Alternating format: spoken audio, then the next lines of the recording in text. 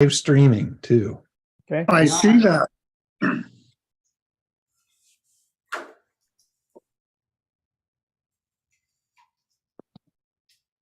Oh, that doesn't mean all the, rude jokes should stop though, does it? Yeah. Yeah, sorry.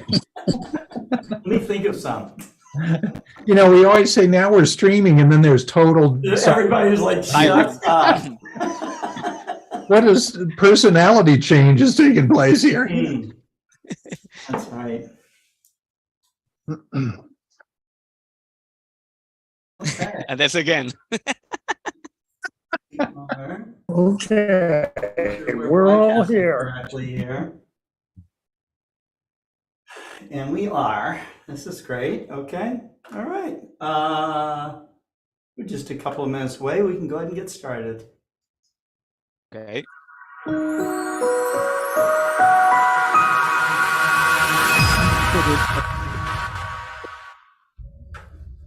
Space telescope is a kind of grand intellectual adventure for all of us, which will cast light not just on the cosmos, but also on ourselves. Exploration is hardwired into our brains. And when we see the horizon, we want to know what's beyond it. We want to break the barriers. We want to make the unknown known because our curious nature propels us forward. Looking up beyond the moon and the stars, past our own Milky Way galaxy, and deep into the corners of our universe. Generations before our own could only wonder what we might see veiled above our murky atmosphere. They drafted plans, laid out the framework that would uncover the truths hidden in the space around us, once thought to only be science fiction. So we're going to have to move out on the EVA. And in the face of difficulty and setbacks, There's a significant spherical aberration. The fourth of 6 gyros that are on board Hubble failed. Monitoring John's suit, and there's a large bit of water down here. they kept fighting. And now we continue, unrelenting. We desire to keep pushing the limits of the unattainable. And with every discovery, every encounter with the heavens, we begin to scratch the surface of what it means to truly be human. We keep exploring to know what's outside of our galaxy, but also what is inside of each and every one of us. Performance reducing the stress on the shuttle as it breaks through the sound barrier. And we won't stop. We won't be satisfied with what ifs or possibilities because we have been given a taste too sweet to ignore. Stop and verify looks good. Grasping at the stars within an arm's reach and mapping this space, balancing between. Observing the nature of the unusual. Diving deep into the fabric of our universe. Being witnesses to gloriously painted galaxies and the spectacular birth of new stars. Now all within the possible, the conceivable, and the believable. And still with that, a more glorious dawn awaits, pushing back the frontiers of our explored space. Our mission is not to supplement our present ideas of the universe we live in, but rather to uncover new phenomena not yet imagined.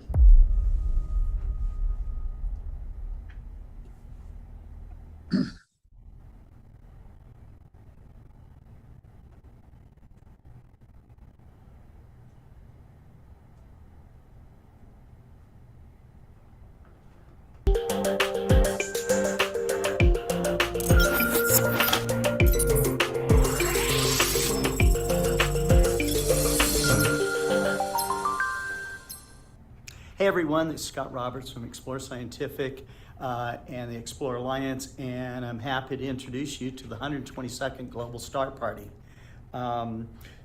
Lucy Larcom, who was an author and a teacher and a poet, once said, a drop of water, if it could write out its own history, would explain the universe to us.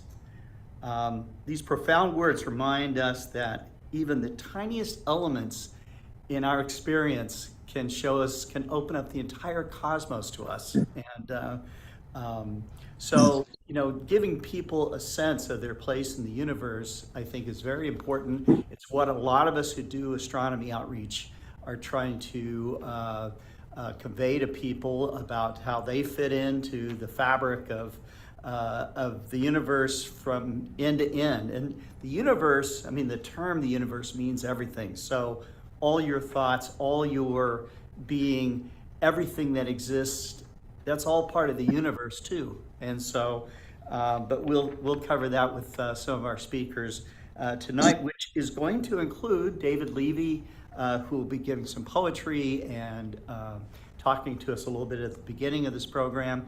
We then switched to Chuck Allen. Chuck is a former president, I think 2-term president of the Astronomical League. So we're real happy to have him on.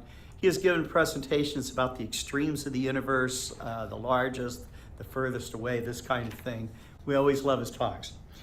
David Eicher returns after being on vacation for a little while. He is editor-in-chief of Astronomy magazine. We're always pleased to have him on as well. He'll be talking about the integral sign galaxy. And so Maxi Falieres will join us once again with his astrophotography to the max. Cameron Gillis, who has not been on in a long time, showed amateur astronomers how they could, with modest equipment and smartphones, do amazing work in mapping out the universe. And so he has a segment. He's going to recap what he's been doing in his Camstronomy series. Ronald Brecher will be joining us again, who he was on last time, which was great. He's a great astrophotographer, and really we're very happy to have him in the Global Star Party group. Cesar Brollo from Buenos Aires, Argentina, joins us after a vacation, celebrating his birthday. Robert Reeves is coming back from the Texas Star Party. Had to catch his breath, but he is back on with Postcards from the Moon. Marcelo Souza joins us from Brazil, and Adrian Bradley, also not with us for a couple of weeks, is coming back with his Chasing Dark Skies series, and then we'll have John Schwartz in Drawing Out the Universe. I hope you really enjoy it. If you have questions, please join us in the live chat.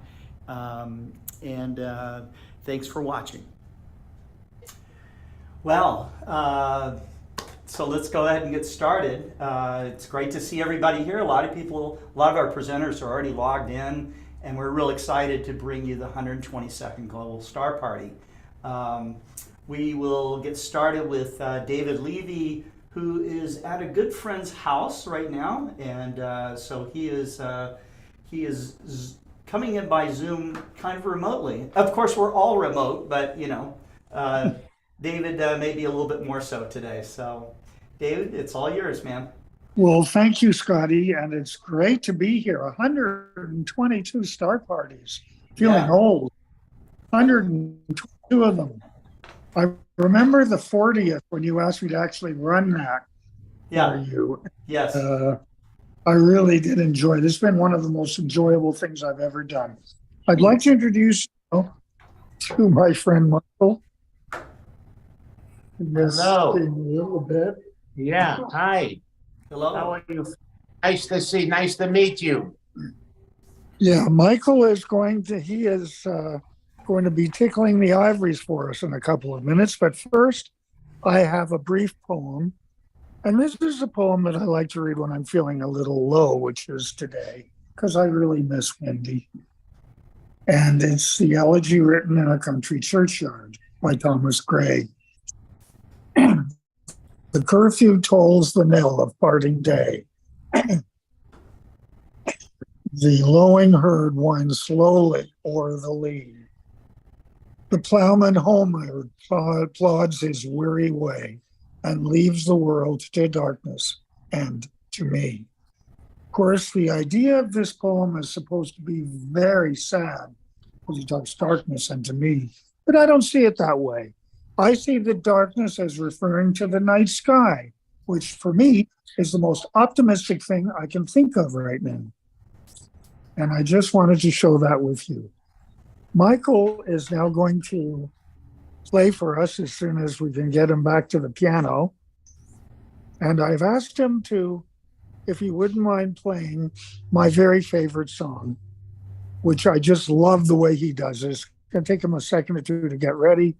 And it's called Green Grass of Home.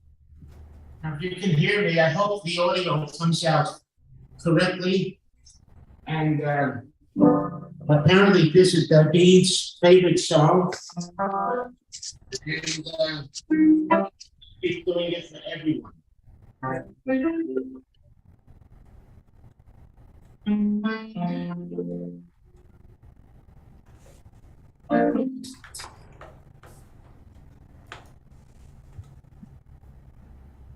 David, you might move in a little closer to him, and we'll get better sound.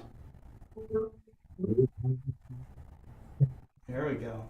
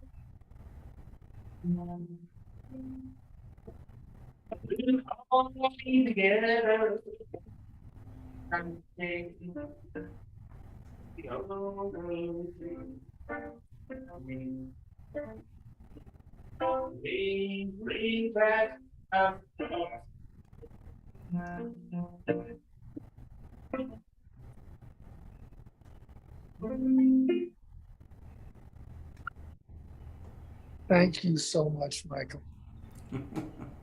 Okay, I hope you all heard Thank you, that. David. Okay, thank you, and we'll see you at the... Okay. All right. You take care. Take care. Bye-bye, David. Bye. Thanks to your friend. Okay, so we are, we will go to our representative from the Astronomical League. He really doesn't need an introduction, but Chuck Allen has been on Global Star Party several times. As I mentioned at the first part of the introduction about his talks, which I really love because I mean, some of them take us to the extreme edges of the universe, or not even beyond the edge, beyond, trying to get you a way that you can wrap your head around the sizes and the distances of things in the universe. Chuck does that very well. But Chuck, it's been a little while since you've been on, and I think you've also been on travel yourself, but it's great to have you on to Global Star Party. Always a pleasure to be here, Scott. And before I get off the topic of Scott Roberts and Explore Scientific, I'd like to start the slideshow, if I may. Okay. So let's see here. Okay. Who's that guy? This was the person on the right I'm not familiar with. He looks a lot like you, though. This was Scott presenting the National Young Astronomer Award to a young man back in 2017. And the reason I'm showing this is because this year marked the 31st year of this program, recognizing young astronomers of high school age who engage in incredible levels of astronomical research. I wish you could see the papers. They're astonishing to see what even 10th graders are doing these days. Just remarkable stuff. And I'd like to introduce to you the names of this year's two winners. This is the first time in 31 years that we've had a tie for first place. And wow, do they both deserve it. One on the left is Caitlin Wang of San Jose, California. Her paper was on discovery of the smallest ultra short period planet using GPSC, a novel GPU parallelized phase folding detection system. That's a mouthful. And Leon Garcia of Corvallis, Oregon, simulating the dynamics, collisions, and morphology of galactic ultralight dark matter halos. Both papers were described as purely professional by our judges this year, and we're looking forward to having both of them in Baton Rouge at our national convention to receive these awards.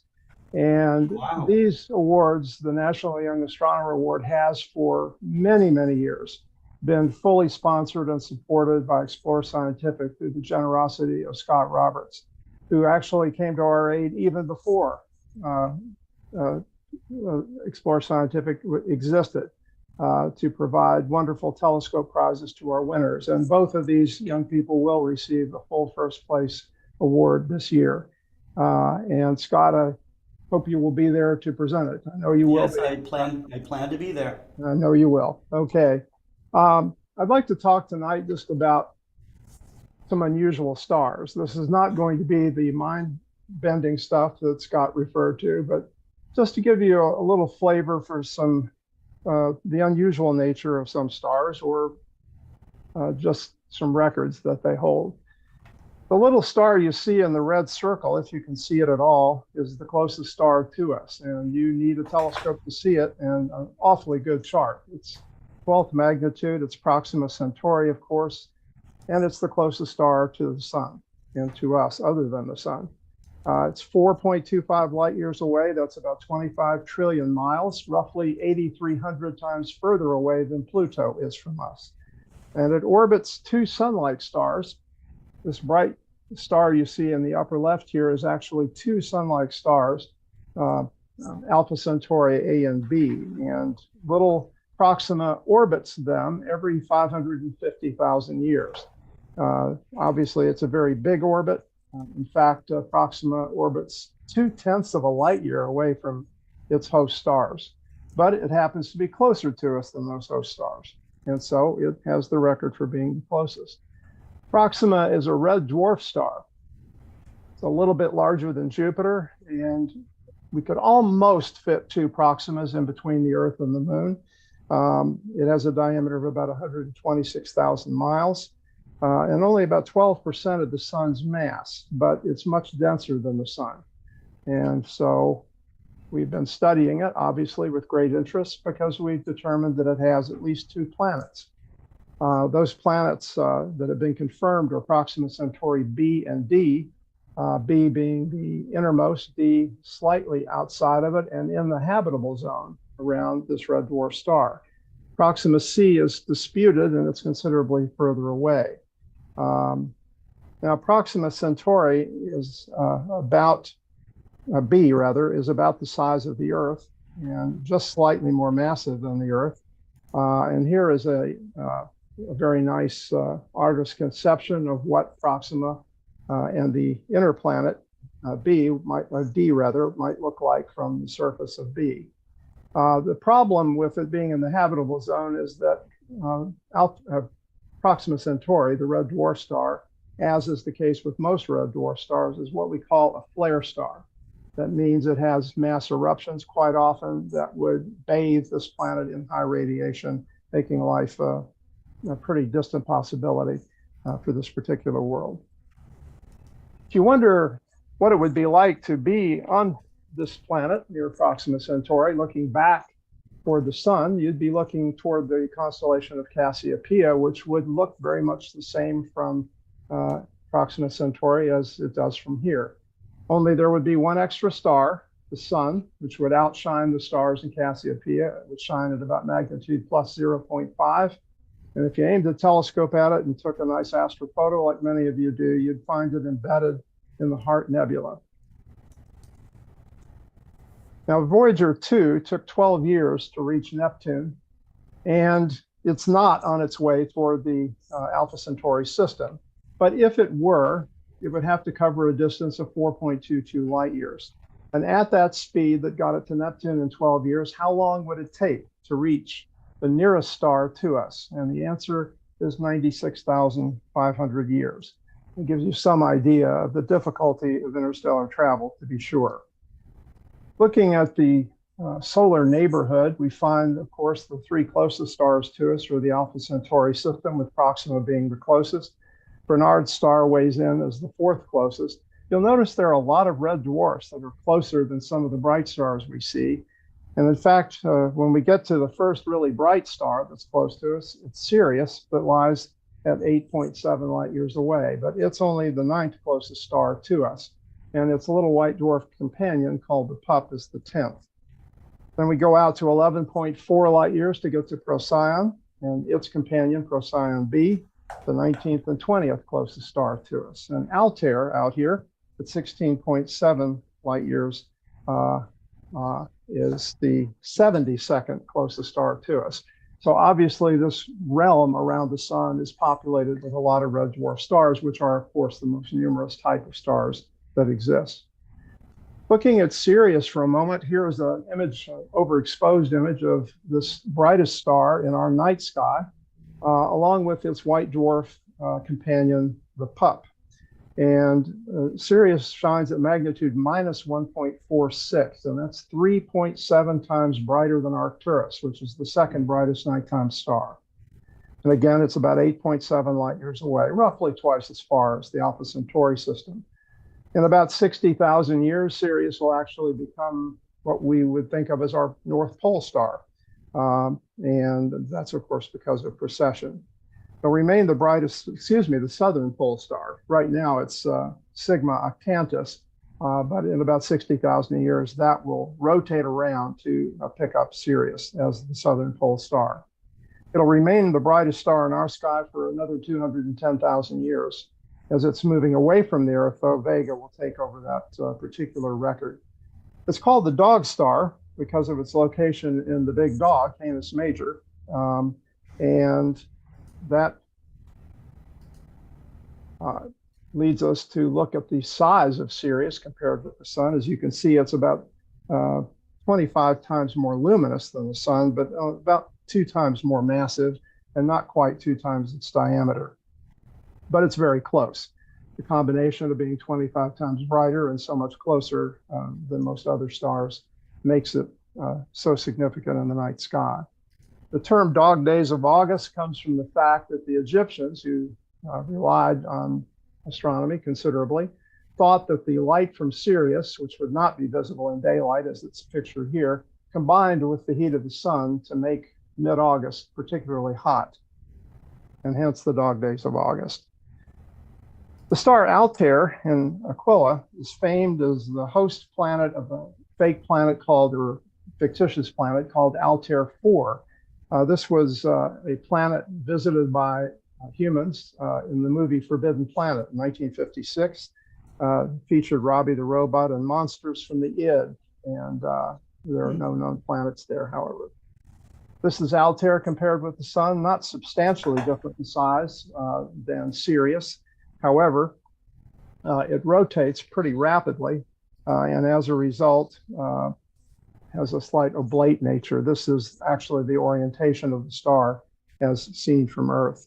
It has an 8-hour rotation rate compared to the Sun's 27 days, to give you an idea. And of course, Vega, fantastically bright star. It's only about 1/10 the age of the Sun. Some years ago, it was discovered to have a circumstellar disk of dust that was thought to be planets in the forming stage. Since then, we've detected 2 planets around Vega. And it was the subject of the first photograph ever taken of a star. It was a daguerreotype that was taken back in the 1800s with the Great Refractor at Harvard College Observatory, which was installed in 1847. And shortly thereafter, this image was taken by John Whipple. Vega 2 has a very rapid rotation rate, which makes it extremely oblate. And it has a hot Neptune-sized planet that orbits at about 2.4 days and a Saturn-sized planet that orbits every 200 days. This is, of course, Arcturus. Arcturus in Boötes is the brightest star north of the celestial equator. Shines at magnitude minus 0.05, and it's about 36 or 37 light years away. It's a 7 billion-year-old star becoming a red giant. It's 25 times larger than the Sun now and about 170 times more luminous, and obviously very large. Yerkes Observatory used the light from Arcturus, ran it through a photomultiplier, and sent the signal to Chicago to initiate the lighting of the 1933 Chicago World's Fair. And here we have Spica. Spica and Virgo, 2 stars that orbit very, very close together. They're only 11 million miles apart, which is astonishingly close when you consider the Earth and the Sun are separated by 93 million miles. They're really egg-shaped because of their proximity to each other, and they whip around each other every 4 days. Spica A, the brighter companion, is 29,000 times more luminous than the Sun, and about 9 times more luminous than its companion, the smaller Spica B. Rigel in Orion, a blue-white supergiant, lies at 870 light years, and it's 47,000 times more luminous than the Sun and 70 times its diameter. It's 24 times more massive than the Sun. You'd expect it to be a lot more massive than that, but again, it's a supergiant, so the material is spread out over a much larger volume. Most people don't regard Deneb as being particularly impressive in the sky. It doesn't shine that brightly as a first magnitude star. It's pretty puny, actually, but it's 2,615 light years away. And it's 196,000 times more luminous than the Sun and 200 times the Sun's diameter. So give it some respect. Betelgeuse, of course, which dimmed a few years ago, is now brightening above its normal brightness. So we don't know what's going on there, although it's a subject of intense interest. Here you see an image of the size of the optical disk compared with Jupiter's orbit. It lies at about between 500 and 600 light years distance. The measurement of Betelgeuse's distance has been very difficult because of the nature of the star itself. It's about 1,000 times bigger in diameter than the Sun, and the surface temperature is only 1/3 that of the Sun's surface temperature. And of course, Antares is seen here compared with Arcturus. The red giant Antares would subsume the orbit of Mars, where it's centered on our Sun here. So comparing these star sizes, here's the Sun in the middle, compared with the stars we've just looked at, or most of them, working our way out to Capella A and Capella B, which are larger than Pollux, which is larger than Spica A, and so on. But I'd like to reduce these stars in size to just this, because we've got some larger ones to look at, like Aldebaran, Rigel, Deneb, Betelgeuse, and Antares. And that line you see running diagonally through the chart here is the distance between the sun and the earth compared to the size of some of these stars. They're quite large. Chuck, you said this program would not be mind-bending. My mind is bending. Okay, well, I lied. I'm sorry. I apologize. But the stars get even bigger. Here we have Stevenson 218 and Scutum. It's 19,000 light years distance, and it's the largest known star. And here it is dwarfing Antares. It actually has a diameter of 1.86 billion miles. That is larger than Saturn's orbit. To give you some idea, wow. Here is Stevenson 218 compared with the Earth's orbit around the sun. Crazy. As seen from Earth, the largest disks that we can see on stars, and seeing disks of stars is very difficult because they're very tiny. The largest one that we can see is R Doradus, which has an appreciable disk of 0.057 seconds of arc. Mira just a tad smaller, in Betelgeuse at 0.046. And here are the sizes of those disks compared to the disk of Pluto as seen from Earth, to give you some comparison of the sizes. We have also, of course, this is not a neutron star. I apologize. This is a white dwarf star. Ignore the sign. That was erroneously added. This is a white dwarf star, roughly the size of the Earth. It's left over after stars of 8 or more solar masses collapse in type 2 supernovas for the most part. And the white dwarf, not neutron star, as you see here, becomes a very compacted remnant of the stellar core. It's about 1 million times denser than the sun, and the escape velocity from the surface of a white dwarf is about 13 million miles per hour. Now we have a neutron star, which is obviously much smaller than the Earth. Neutron stars are leftovers after these massive stars experience a supernova implosion that crushes in so hard that it rips the electrons off of the atoms. Now, atoms are 99.99999999996% empty space. You eliminate that empty space by ripping the electrons off and cram the nucleons, which become neutrons, together, and you get a really compact star called the neutron star. This one's correctly labeled on the slide. A teaspoon of a neutron star would weigh about 10 million tons. Give you some idea of how compact these items are. And then we have neutron stars merging. In 2017, LIGO and Virgo observatories observed the collision between the gravity waves from a collision between 2 neutron stars. They were able to discern this by the intensity and frequency that they detected. This was observed by 70 different observatories around the world, so its location could be isolated, and it occurred in NGC 4993 in Hydra.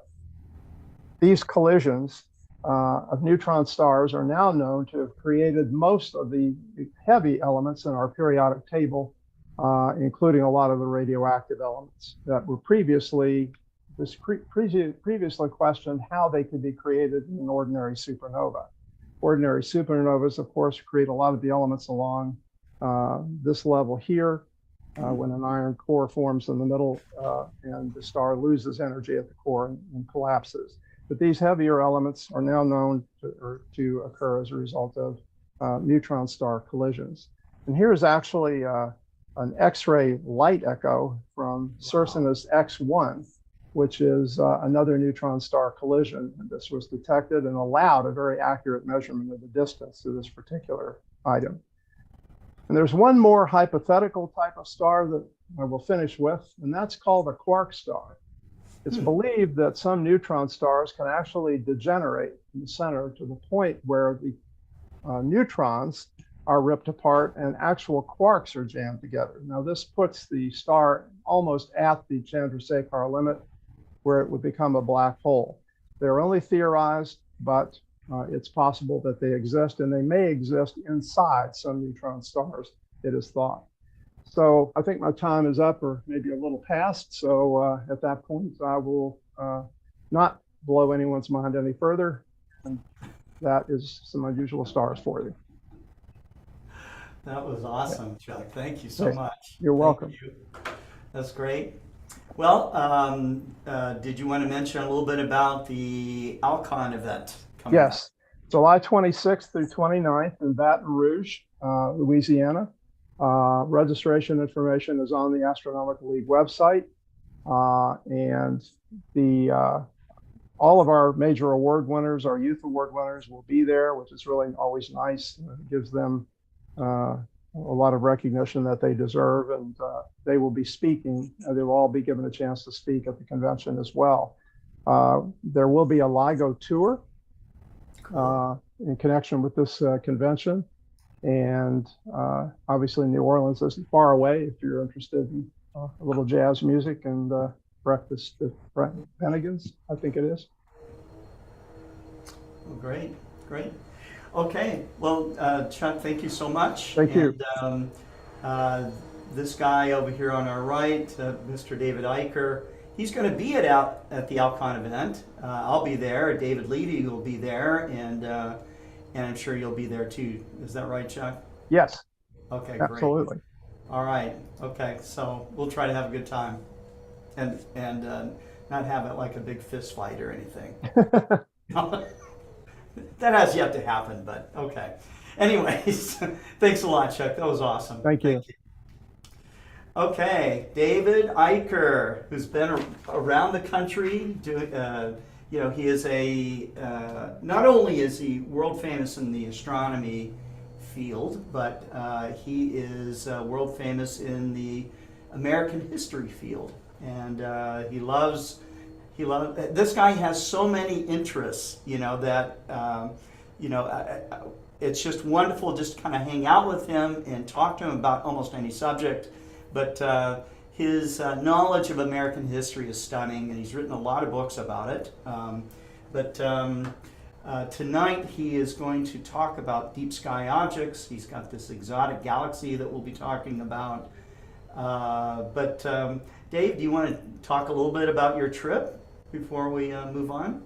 Sure, I guess a little bit. Yeah, it's really has, it's completely off topic with astronomy. I think that traveling in time is interesting, and I was infected with all sorts of interests like this from having a university professor father. But, traveling in time out to galaxies is great, and also traveling in time back to the past to visit some old friends who you've researched about. So, I started on this trip. It was Kentucky, Tennessee, and Georgia, and I sort of commenced with Andrew Jackson there and ended up with Martin Luther King Jr. in Atlanta. So, being a historian, you visit a lot of, dead people, among other things, but also battlefields and historic sites. And one of the treasures that I have in my collection of things, which gives us a connection to the past, things like meteorites and other things give us a connection to astronomy, to the universe, to the cosmos, and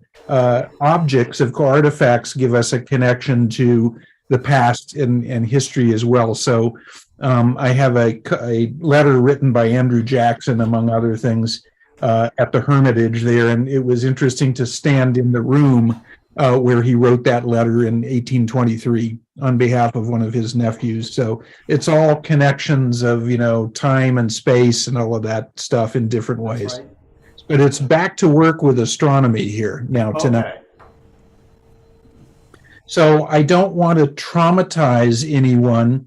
I'll share my screen if I can. Oops, I have to get back to share my screen. I'll share my screen, and then I will share a presentation, and mine's going to be a very brief presentation, I think, tonight. But I will start if I can get to it here, I will start a slideshow. And do you see that pair of emerging black holes? We were just talking about black holes, Chuck was. And here we've got a couple of artwork black holes. Tonight, I'm going to talk about another unusual object that may be off the beaten path from the Orion Nebulae and the Andromeda galaxies and all the stuff that we're very familiar with observing and imaging. And this is kind of looking at some slightly more unusual objects, of which there are many thousands, of course, in the sky. So I'm not trying to traumatize any of you by returning to that first semester of calculus that, is still a nightmare in the minds of some of us. But this is the integral sign galaxy tonight, which is otherwise known as UGC 3697. The Uppsala catalog of galaxies is a very nearly comprehensive catalog of faint galaxies, and this is an interesting one. It's in camelopardalis, and it's really characterized as a thin, warped disk that has a lot of dust around the disk. It's an edge-on object, really, and it's very unusual in its shape. It has irregular arms, as I mentioned. It's a dim object, so really to observe it visually, you probably want to have a good dark sky and an 8 or a 10-inch telescope. It's about a little fainter than 13th magnitude, visual magnitude, V magnitude. And it's about a little longer than 3 arc minutes across. So it's fairly small and fairly faint, and there are many thousands of average Joe galaxies, so to speak, in the sky of about this size and brightness, but this is an interesting one. This one is still poorly studied by galaxy standards, even. It lies about 150 million light years away, and the warping, which we'll see in some images here, resulted from the past interaction believed to be from a nearby dwarf galaxy that is another Uppsala galaxy. It's UGC 3714. So come on. If it doesn't, it doesn't. There we go. There we go. It wants to go. Either it really has a mind of its own, or my Mac keyboard needs some attention there. Right. But a little Pepsi on it or something. yes, yeah, and a little fussy tonight there. It's used to having a couple of weeks off. It doesn't want to go back to work here. I know the feeling. But anyway, this is the field of the integral sign galaxy from Ron Stoyan's great Interstellarum Deep Sky Atlas, which is very detailed, but it's also fairly compact and portable. And you can see near the center the galaxy, and nearby the brighter galaxy that is interacting with it there, 3714. Here's the field, and 3714 is the face-on spiral. It's above the bright star, just below and right of center, and you can see there in all of its glory the integral sign galaxy. Some of the more advanced astro imagers have probably been out and imaged this object already, but it's a bit of a challenge object. It's maybe tough for some of our pals who are online here because it's fairly far north in the northern sky. And of course, where those greatest of all skies are down in the southern hemisphere, it's hard to see. But you can see the warping of the tidal interaction that it's had with this galaxy over to the lower right has really tidally warped the edges of the galaxy and the spiral arms, which are very thin. And of course, we're seeing it almost exactly edge on here, which makes it a nice example. This is a Schmidt telescope image of the galaxy, and then overlain with it from the VLA is radio emission, neutral hydrogen. And you can just see a little bit more detail with the fainter stuff in the disk of this galaxy, and many faint background galaxies in this image as well. Close up. So that's it. It's really throwing more of these. Let's get away from, the really bright stuff that we've all seen and imaged too many times, and go after some of these challenge objects. Scott, I know that you know this. We still have more than 420 of these to talk about. So right. I'll be talking about this long after retirement comes. Yes. Speaking of traumatizing our viewers. Anyway, that's the suggestion tonight, is to go out and try to look at and image the integral sign galaxy. And I will tell you that there is a surprise coming up at my institution, and that is we're celebrating 50 years of Astronomy magazine, which for only about 42 years, has been the largest astronomy magazine publication in the world. And I've only been there for 40 of the years, so the first decade is someone else's fault. But we're celebrating our half-century mark this year. We have a special issue in August here. This is the proto cover for it, and we have all sorts of special features in the issue, which we hope you'll enjoy, that includes an introductory essay by Adrian and talking about Carl Sagan in the 1970s and what a special time it was, and an introductory essay by David Walther, who is the brother of the magazine's founder. Wow. And all sorts of special features about where astronomy has been and 50 years from now where it's going. And we'll see, if you wait around long enough, you can see if we were right about any of these things on that last story. So that's coming down the pike. It's getting close to going out of house and to the printer very soon. And I'll mention that another partner in crime, Michael Bakich, and I have written this book, A Child's Introduction to Space Exploration, looking at the new era that we have, public, governmental, private, and all combinations thereof of space exploration. So that's all I have tonight, Scott. I will turn it back. I will stop screen sharing and turn it back over to Scott, the commander and high potentate of the whole operation here. And thanks for having me back and being generous enough, given that you know me, letting me back on the program after I came back from Savannah. You're very a liberal thinker. So thank you for that. Hey, you know, I love having you on. It's great, man. So thank you very much, David. Thanks, Scott. All right, so we've had some great speakers so far, but it just gets keeps getting better here. We have our next speaker coming up here is Maxi Falieres, and Maxi is from Argentina, and he always takes some great images and shares them at almost every global star party. So Maxi, I'm going to give you the stage. Thank you, Scott. How's it going, everyone? I'm glad to be here tonight. Well, what I'm going to show you is a little things that I've been doing a couple of days ago, because we had a lot of interest objects to capture it. You know, we have a lot of solar activity. We have Venus, we have the moon, of course, and then I tried to capture some deep sky objects to see what's going on from my backyard. So let me share my screen to get... Okay, do you see it? Yes. Great. Well, first of all, last Friday, we had, and particularly was the Tuesday, we had a National Day from the Revolution of May in Argentina.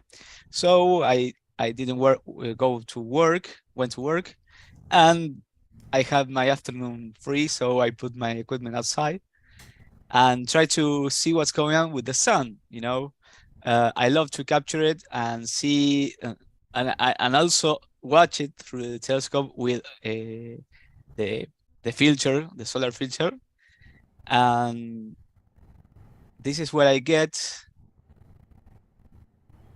That's Friday afternoon.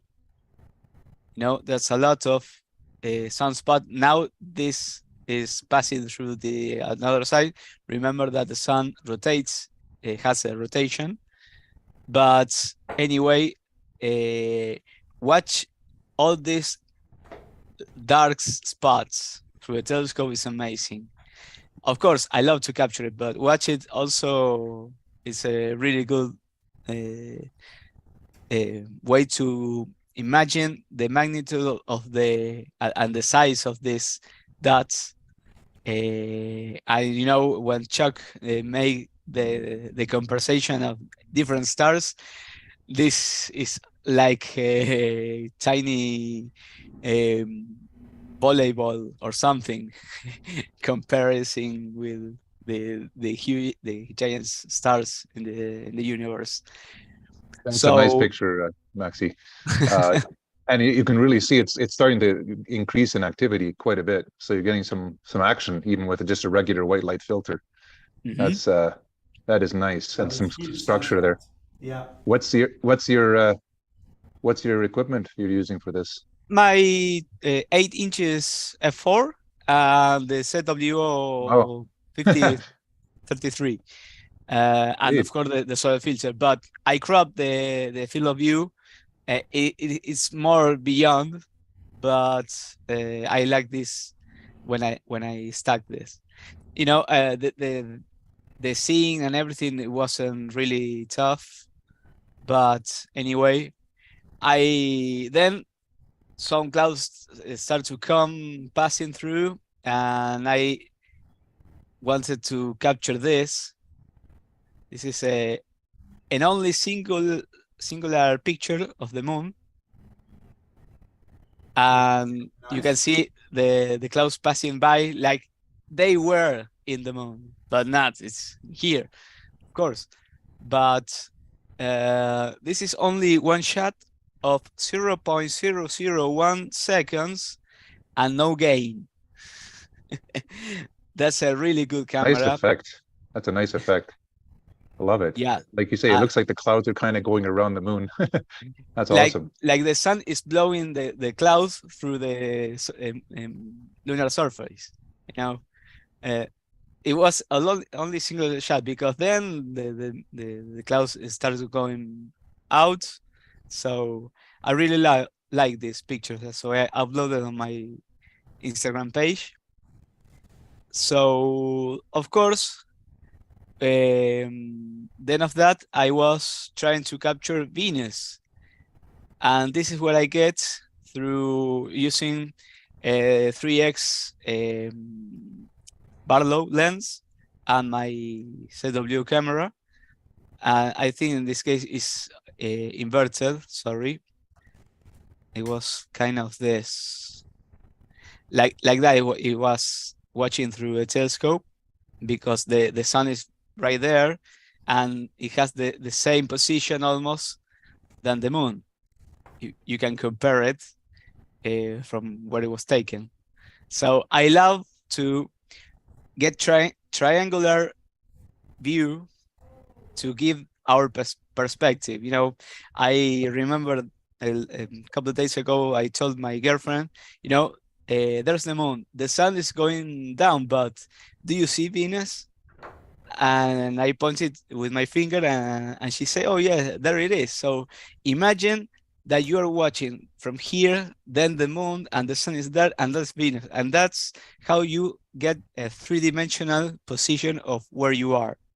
And I love to do that. So anyway, I continue capturing, and then I was trying to capture this one. This is not a singular star. This is Alpha Centauri. Like Chuck Allen talked about, it's a three solar systems. Sorry, that orbitate around it. But in this case, you can see the binary system of Alpha Centauri A and B.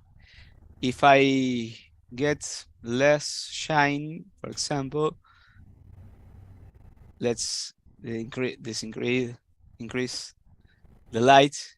You can see there's, of course, I captured this and over exposure, but only with even a second, less than a second. But anyway, it's pretty much writing. So anyway, this is a good place to watch it through a particular telescope if you have a really good night of seeing and you're working with a huge focal length. You can watch these two stars separate and see these double stars, like it was two eyes. A couple of days. That's really hard to do. That's really hard to do. It's pretty hard, but every year that's passing by, these orbits change a little bit, and you can make this taking pictures every year and animation of this rotation of this binary solar system. That's cool. So for the cream of the night, I went to this place and I could take, I think, 1 hour picture because the clouds started come.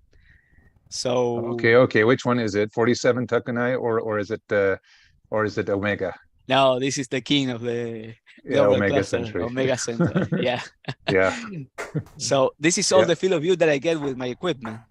And 47 Tucanae is a little more smaller, but a huge. It has a lot of shiny in the core. You got the colors really nice in this. Beautiful.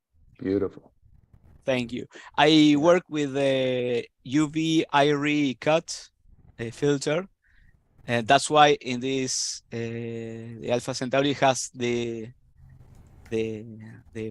halo, because it's not a good quality filter, but anyway, I try to do it from my backyard. So, well, this is only taking almost 1 hour. I'm taking pictures of 1 minute through an hour, stacked it, process, and this is what I get, you know. This is a really good place always to watch it through a telescope.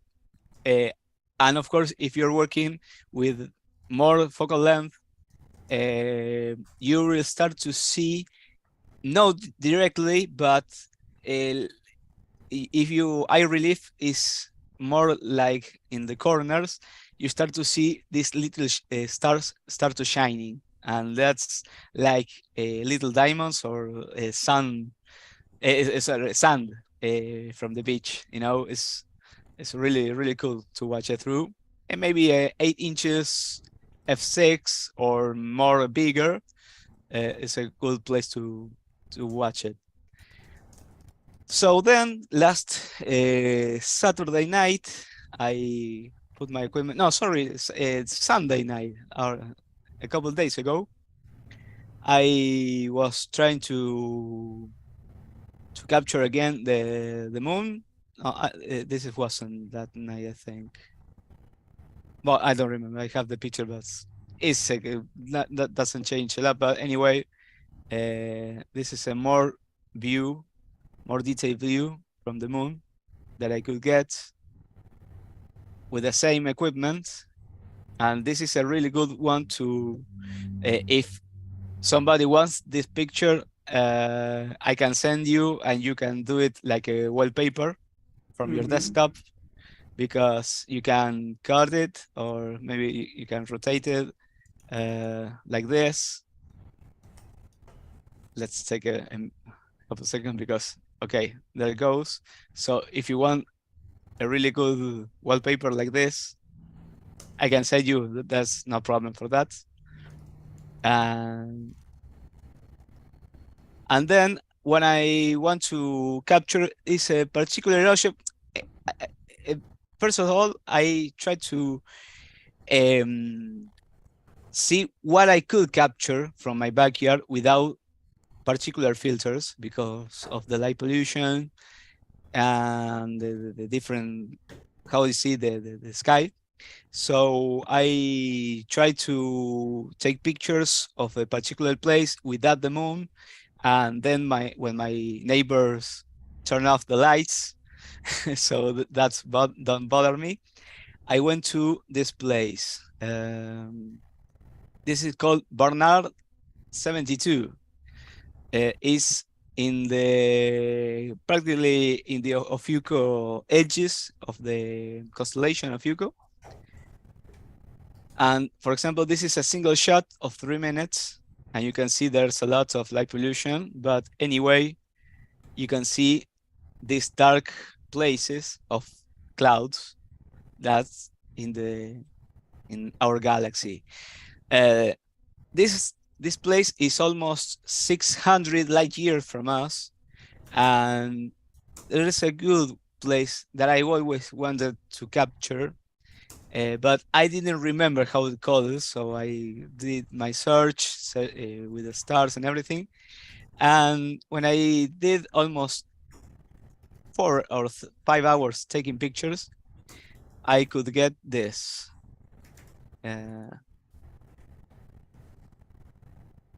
Oh, wow.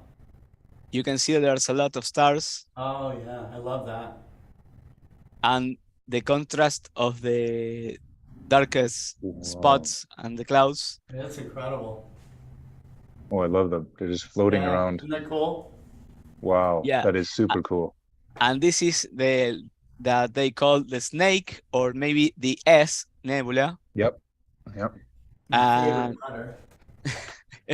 wow. How much time did you? Let me see it, because it was from this picture and here, 74 subs of 3 minutes. So nice, very nice.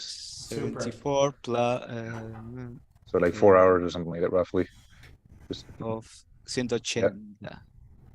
Yeah, that's awesome. 60. No, I did. No, sorry, I'm not good with maths, but yeah, it was a couple hours. So you can see that nice. in a single picture, and comparing it with this, it's a huge difference.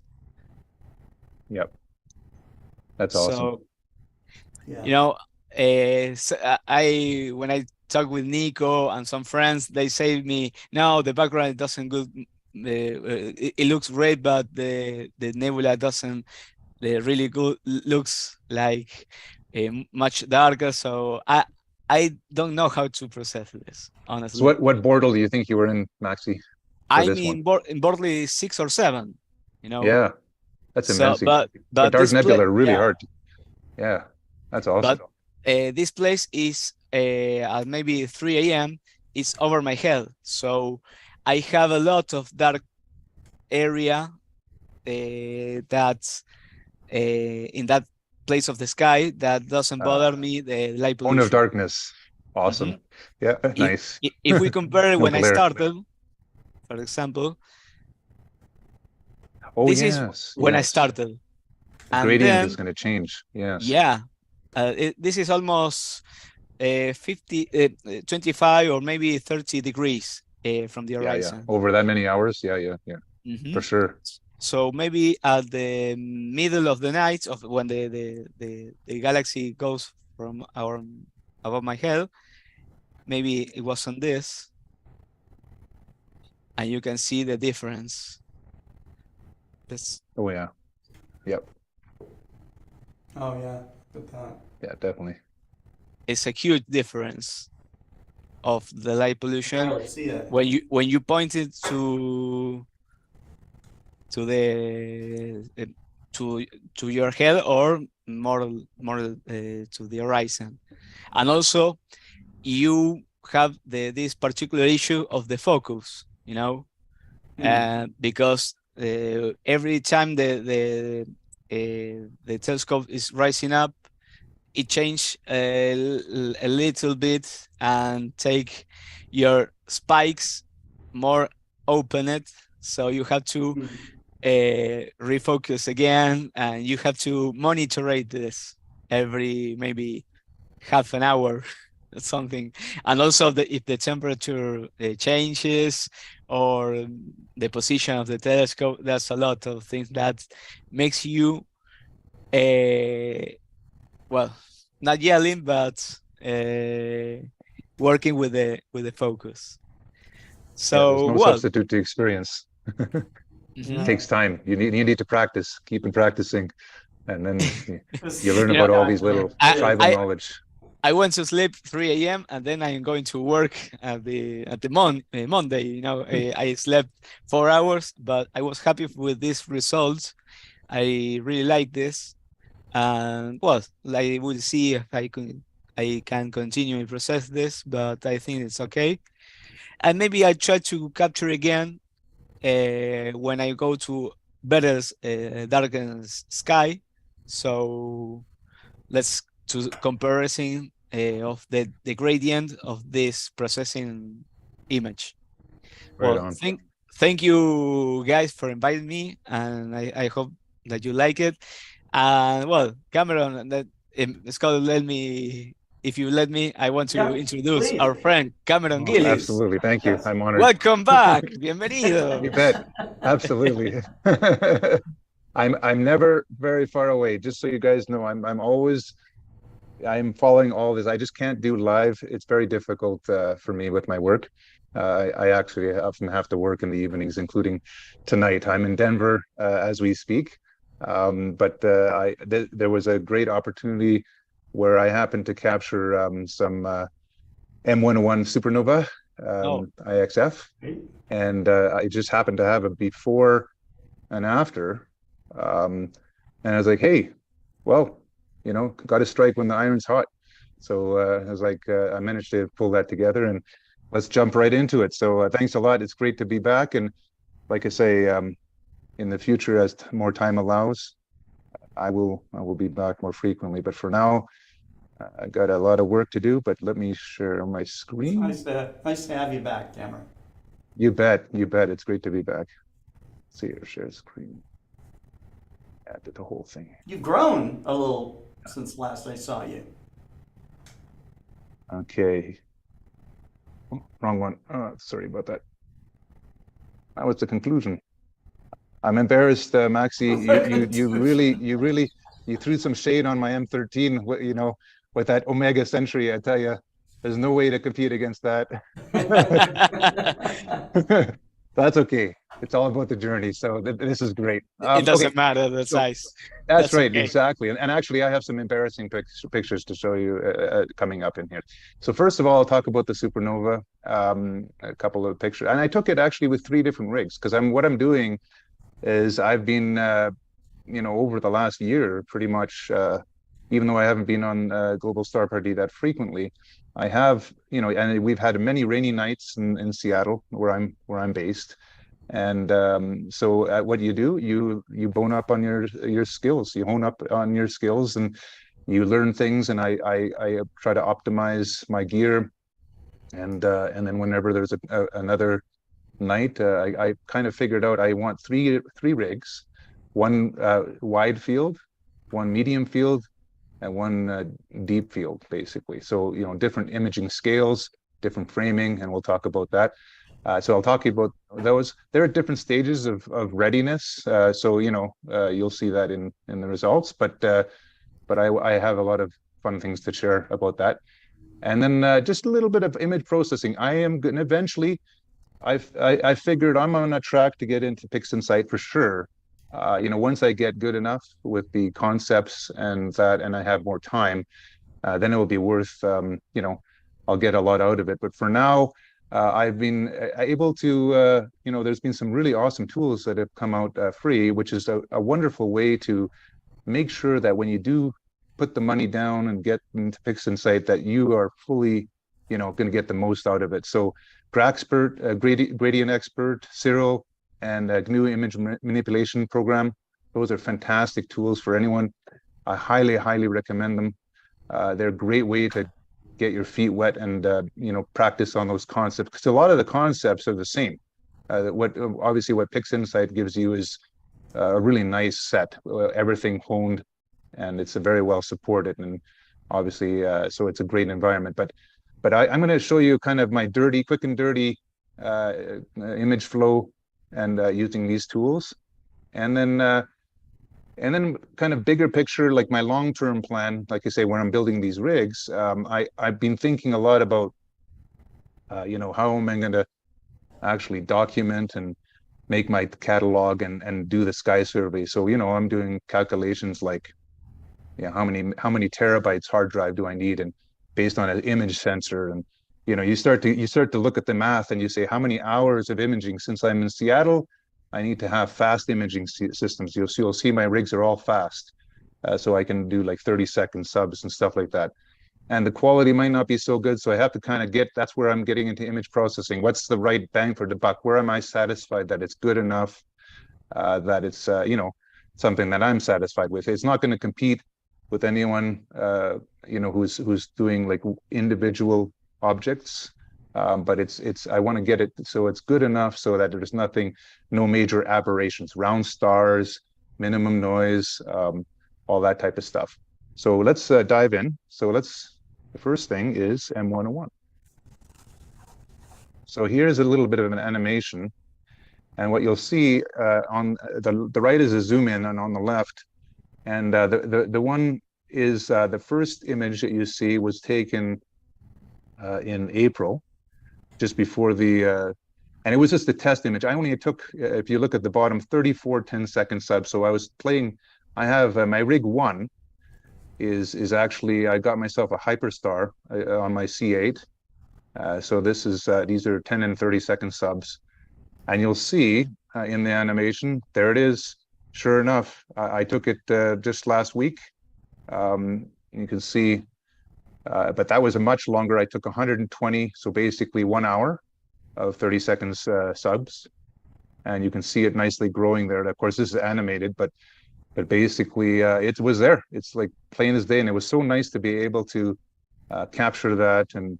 And just by accident, I looked back and I was like, oh, I actually did a test of M101. So anyhow, so that's the first image.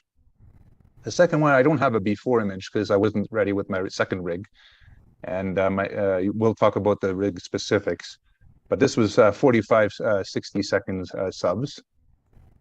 And then this one here is my embarrassing picture on my third rig. It's my super wide field, and a couple of things going on here. First of all, let me tell you the difference here. This is only 30 millimeter aperture. This is an ASCAR FMA 135. But what I wanted to demonstrate here is with such that tiny 30 millimeter aperture scope, I was able to capture before and after of this supernova in M101. Even with crappy, terrible flats, you can see the dust motes here. You can see when I was tightening the camera, it was rotated a bit, so it's not perfectly, in altitude and azimuth. So you have this interesting animation going on. But what I want you to focus on is, hey, pretty darn good, you got to look at what you want to get out of it. I mean, I'm not here to, for my personally, I don't want to, I'm not, in this particular case, I'm using this for sky survey. I want to get the pictures better looking for sure. But when you capture something like a supernova, it doesn't matter. The data is there, right? You can see it with your own eyes. So I thought that was kind of neat there. And now the rigs themselves. So the first rig, the first animation I showed you, this is the Hyperstar version 4. So it's F1 1.9. And I'll tell you, it's a deadly combination. It's beautiful. It really pumps the photons. And in an hour, this is just 1 hour of integration time and a really butchered job of image processing, which I'll show you. It's pretty crude. I'm pretty crude now, but cutting off the black line, etc.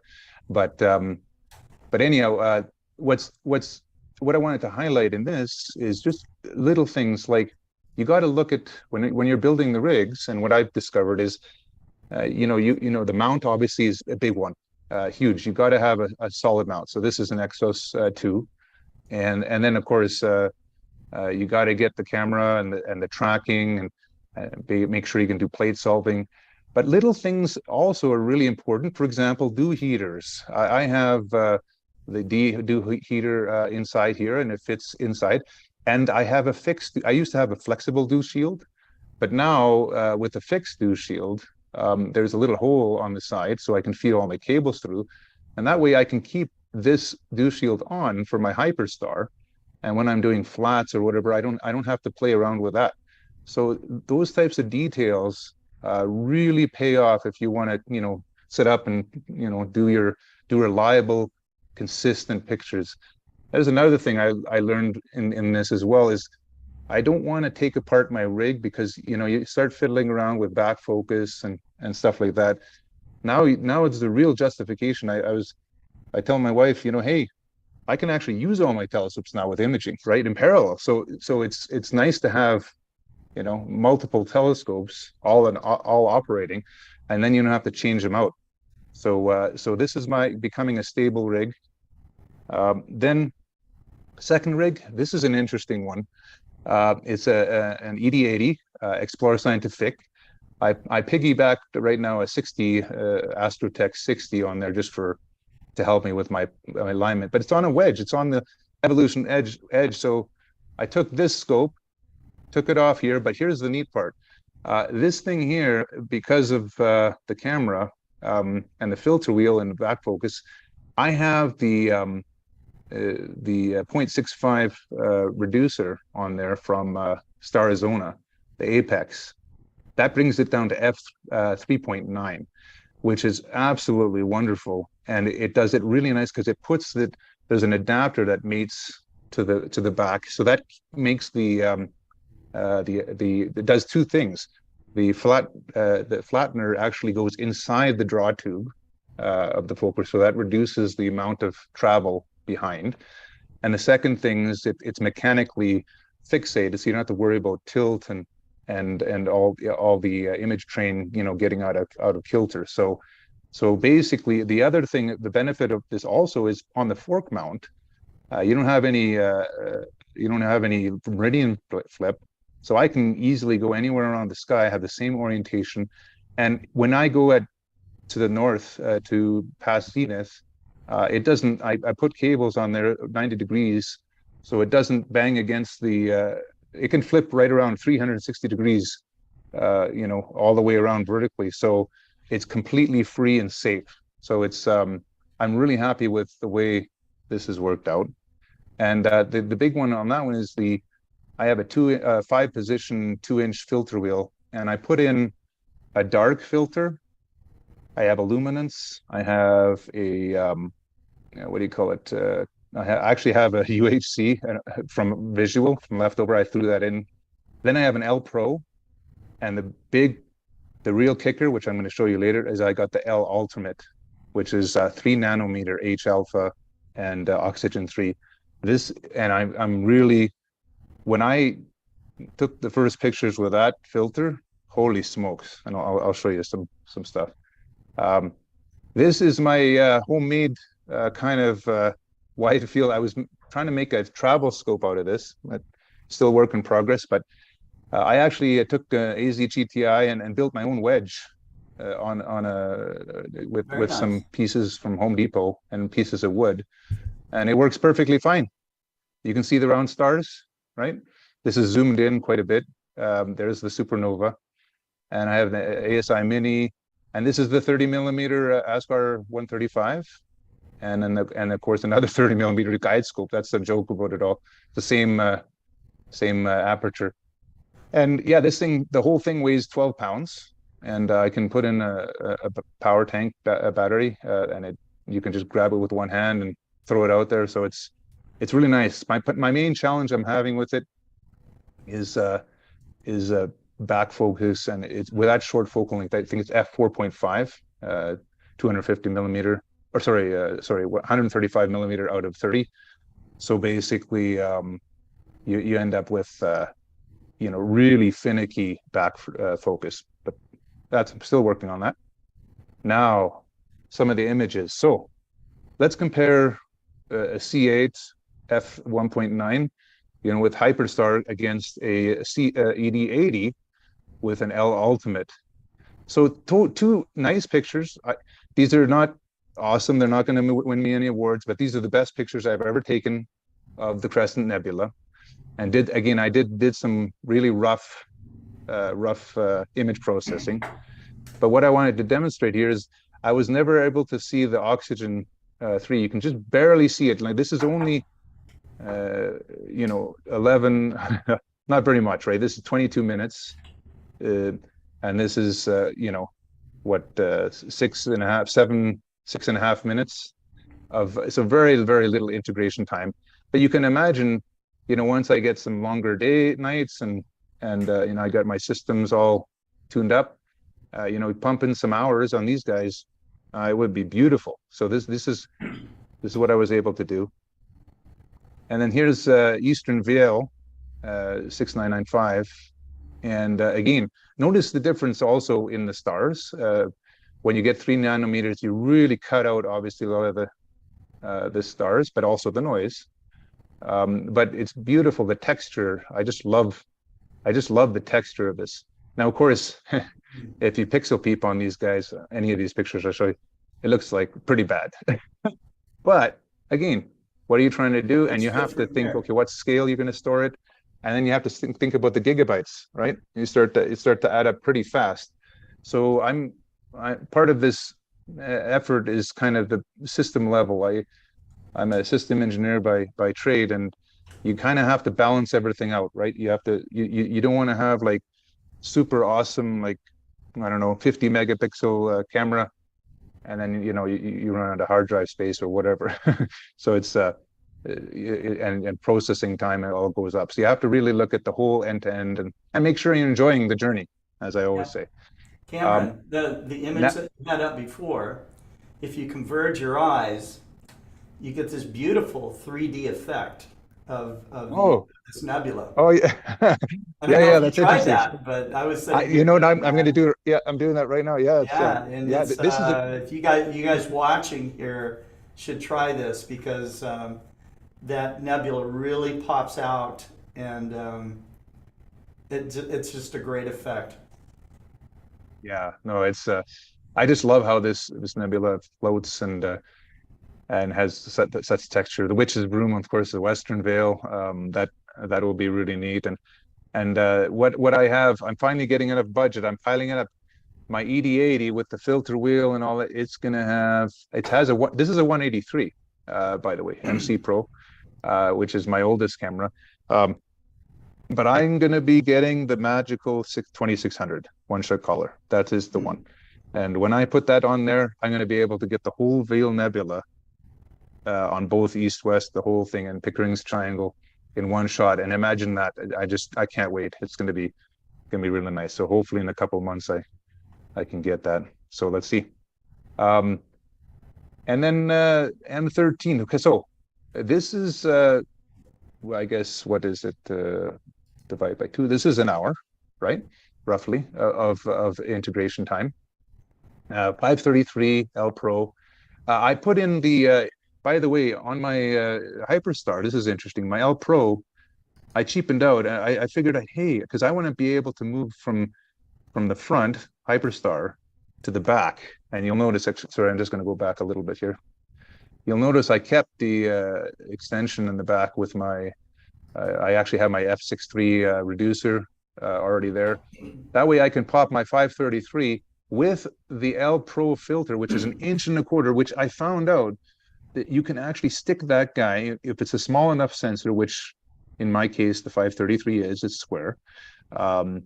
That guy actually, with no vignetting, you can actually put it and it will stay with the camera. I don't have to worry about those dust motes, and I can pop it into the front or the back, depending what I want to image. So basically, if I'm doing nebulae or wide field galaxies, I do the Hyperstar, and then I can take that off, put it in there, and the L Pro filter stays with it. And I'm really happy with that.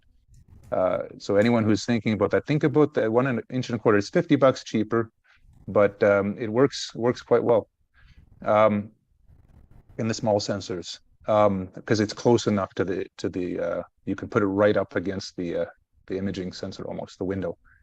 So M13. So let's talk about M13 and my image here. The not nearly as good. Again, I'm going to emphasize again, Maxi, you embarrass me with me. Sorry, you make me feel embarrassed about this. But I have to say, Omega Centauri, what a beautiful. I love the colors in that scar. I did a really rough here shot, and of course I love this galaxy. You can actually see a little bit of structure, and there actually turns out to be another galaxy up here as well.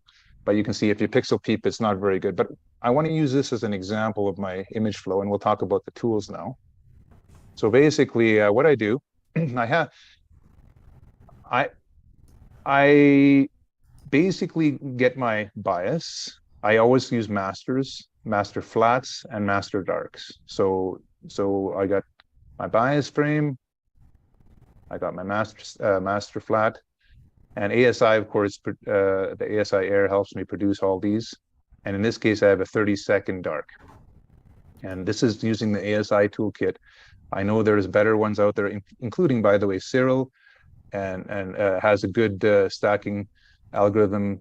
And I know PixInsight, I know those are much more advanced, because one of the things that you'll notice with those is they have better stacking algorithms. For example, sigma clipping.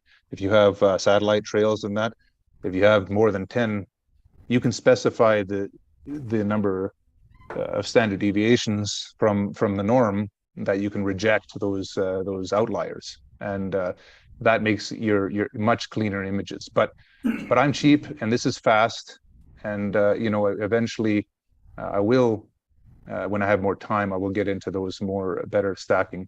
But basically, in this case, I loaded all my lights, and if you go down here, it's 125.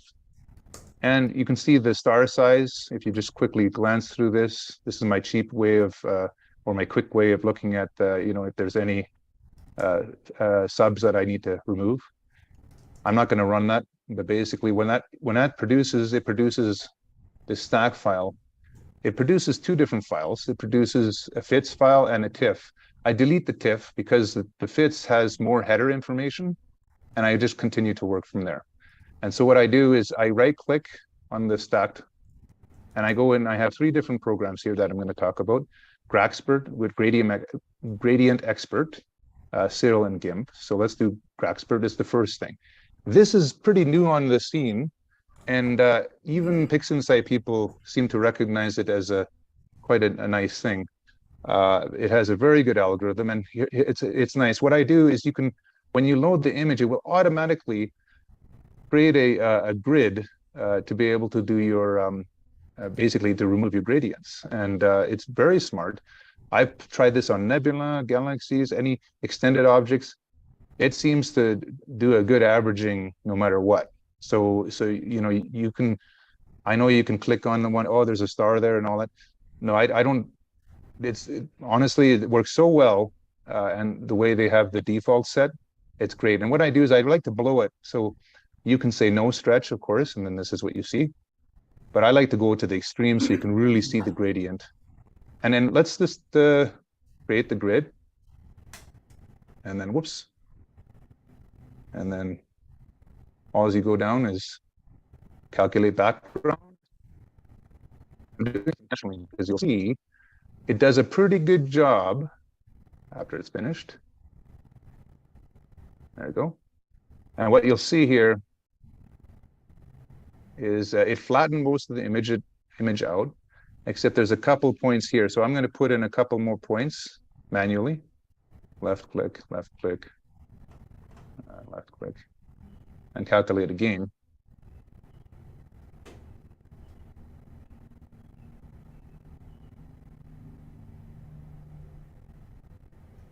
Let's see. I got rid of this too. And now I can clear it so you can kind of see what's going on. Is everyone able to hear me okay? It says that I'm having low resources. Yes. Okay. So now you can see it pretty good. And this is, don't forget, this is super stretched. So, to be able to get, you're going to get the noise, the color noise and all that, but pretty darn good. Now, all I do is then you just go save processed. And then it creates this other one. I'm going to go there because I've already done that work. So let me just close that. And then I'm going to open up the Graxpert version. So this is being processed in Graxpert. Open up when, let's just get rid of that, sorry. Cyril is my next stage. And a couple of things I wanted people, so right away, of course, you have the black image. First thing I'm going to do is going to auto stretch it. So it's already pretty, to me, this is already good. I'm happy, But there's a couple of things wrong with this picture right off the bat. First of all, because I put on my 533 upside down, I have to rotate it again. I don't want to do it because I just want to keep it imaging. I don't want to play with it. But basically, I have to flip it 2 times. And this is the proper orientation. So this is, so another thing, the first thing you'll want to do is you want to go color calibration. Photometric color calibration. And you type in M13. And what this kind of does a plate solve using a Simbad database. And go okay. And it basically adjusts the curves on RGB so that they properly align based on the color and the spectrum of the stars that are in the picture. And what I like about this is it's simple, and sometimes it will rotate and correct the orientation, but for some reason it's not doing it with my Hyperstar. But it also includes the focal length and the pixel size, which we know the 533, 2600, and the 6200 all have the same 3.76 micron. And it's nice to have that reference there. So I say, okay. And you can see the step processing there. That's great. Close. And then the next thing is I want to put it back in linear. And because we want to keep it in the linear, but now I'm going to wreck it. This is where my crude and primitive stretching is going to come through. So histogram transformation. And I just use the auto stretch here. Sorry, there you go. And what you'll notice in this auto stretch, it basically produces the same thing as the thing here, but this is actually changing the image now if I apply this. You'll notice that the gaps between the histogram are widened. Then this is why you want 16-bit cameras and stuff, because what happens is if you undo that, let's reset. If you look at the histogram, this is 65,000 or whatever the ADUs across the histogram. This line is way down here. So when you stretch that guy, it starts separating. So your data gets, you're going to have to interpolate this data. So that makes it smooth and affects the noise, et cetera, et cetera. But what I like about this, when you do that, I'm going to apply that. We're just going to do this. Now notice the midpoint and the block point change, and you have some clipping. So I've already done that. What I can do is, you can play around with, the different darkness, etc. Do a little bit of a stretch here, etc. I won't go into the details, but you can play with that, but you can really see what's going on. This is one way of doing it. And then the other thing is, after you've done that, you can also go, and it has this generalized hyperbolic stretch transformation. This is another way of doing it, which is really awesome. But what I just use is I use the black point shift. So if I just want to chop off the black point and make the background go away, I throw away a halt. See, 3% of my data is gone, but it's a nicer picture. It's good enough for what I like. I can really enjoy the details, etc. And again, more data makes this better, easier, and then you don't have to clip as much. So with cleaner data acquisition, and all these skills will play. And then finally, when you have the Master of Physics and Insight team coming in, I'll tell you, that's when it really you start to really enjoy and get the most out of everything, out of all your images. So let me now what you do is you just export that. I've already done it, and then what I do is I export it as a TIFF. And the reason why I do that is something in Serial changes the header in FITS, and it doesn't make it's not compatible or something. So what I do is I like to save it as TIFF because now I'm going to open up the Serial version. Well, actually now it's GIMP. So I double click, it's already my default, so I can double click on that. This is my processed image. I convert it. So now you can see I've already done the stretching. Here's the histogram on the right with the gaps. And then what you can do is, if you want to really play around, you can play with levels and curves. So this is another way of changing your block point, etc. And it's another way of doing the same thing. But I kind of like GIMP. It's pretty good at that, and I really like this part, the curves. This is more of this traditional, where we can reduce the block point and then highlight, so you can improve that. So that makes it a nicer picture. But the other thing, what I like, and why I was telling you want to save as TIFF, and as you process between these different tools, you don't want to lose your history and edit and things. So if you go to image properties here, and I go to comment, you'll notice a lot of good information is here. It tells you your pixels. It tells you, oops, sorry. It tells you, see, it even tells you, after you scroll down. Oh, sorry about that. I have to open that again. Okay. Yeah, it's fine. What I wanted to show you here, image properties. If I go down, what's nifty about this is it tells you all the time, tells you the, you see, Explore Science X2, it tells you the mount, tells you your pixel X and Y, your focal length, your CCD temperature, -10 degrees. In the summertime, I'm doing everything at -10 because I don't want my cooler to overwork, which I found is not good for your hot pixels. So basically, I have a winter time at -20 and summertime at -10. And then gain and offset, all the good stuff is there. And more importantly, as you go down here, see, it has the changes that I did in Cyril. Top-down mirror, my linear black point adjustment. So I did some very simple things, but if you, the more you do, it will save that history. So that's very nice to have. One thing I wanted to, before I ended on this, one thing I wanted to show you back in Cyril. Everyone should know this. If you don't do anything with Cyril, do this. Just, you can load any file that you have, and you can just type in inspect. And what it does is it automatically comes up with this matrix, which takes your corners, and you can look at the gradient essentially, and also your stars in the corners. You can see they're pretty round stars, so I'm pretty happy. And you can see if there's any. The other command that goes well with this is tilt. If you type in tilt, you can see this is another thing. The hyperstar, I was initially a little bit worried about the finickiness of the backspacing and mirror flop and all. Well, you can see from this mirror tilt, it's friggin' awesome. It's really flat. It's really nicely calibrated. StarZone does a beautiful job, and it just fits like a glove. So no problem in tilt. But I can tell you my other one.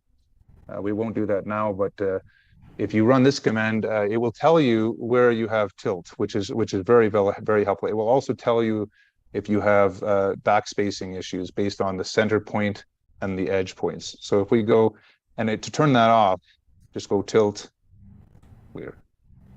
and then that will take that off. So those are a couple of commands that anyone can, if I highly recommend you take that with you and use those. So it's very helpful for diagnosis, in an easy way. So now I went a little bit over, but let me wrap up soon here. I'm just going back to my presentation.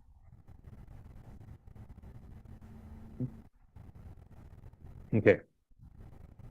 So this is what I'm working on, and this is it is basically I'm taking a look at my different scopes and my different image scales. So I have my f1.9, my hyperstar. Right now I have the 183, but I'm going to get the 2600. These are the field of views. What I did is I took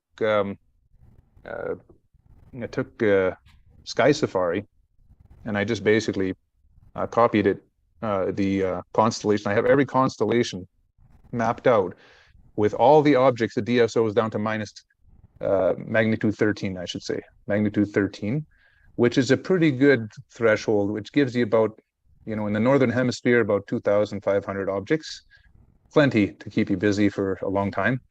And that's basically my Camstronomy sky survey that I was doing visually before, and I've already observed them all visually, and now I want to image them. So how you do that? You have to think about image scale. How does it look good? Cataloging, storing, all that kind of thing. Time, how much time does it take?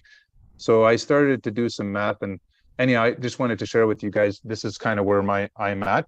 So probably sometime next year, we're going to see something coming out of this, but it will take some time.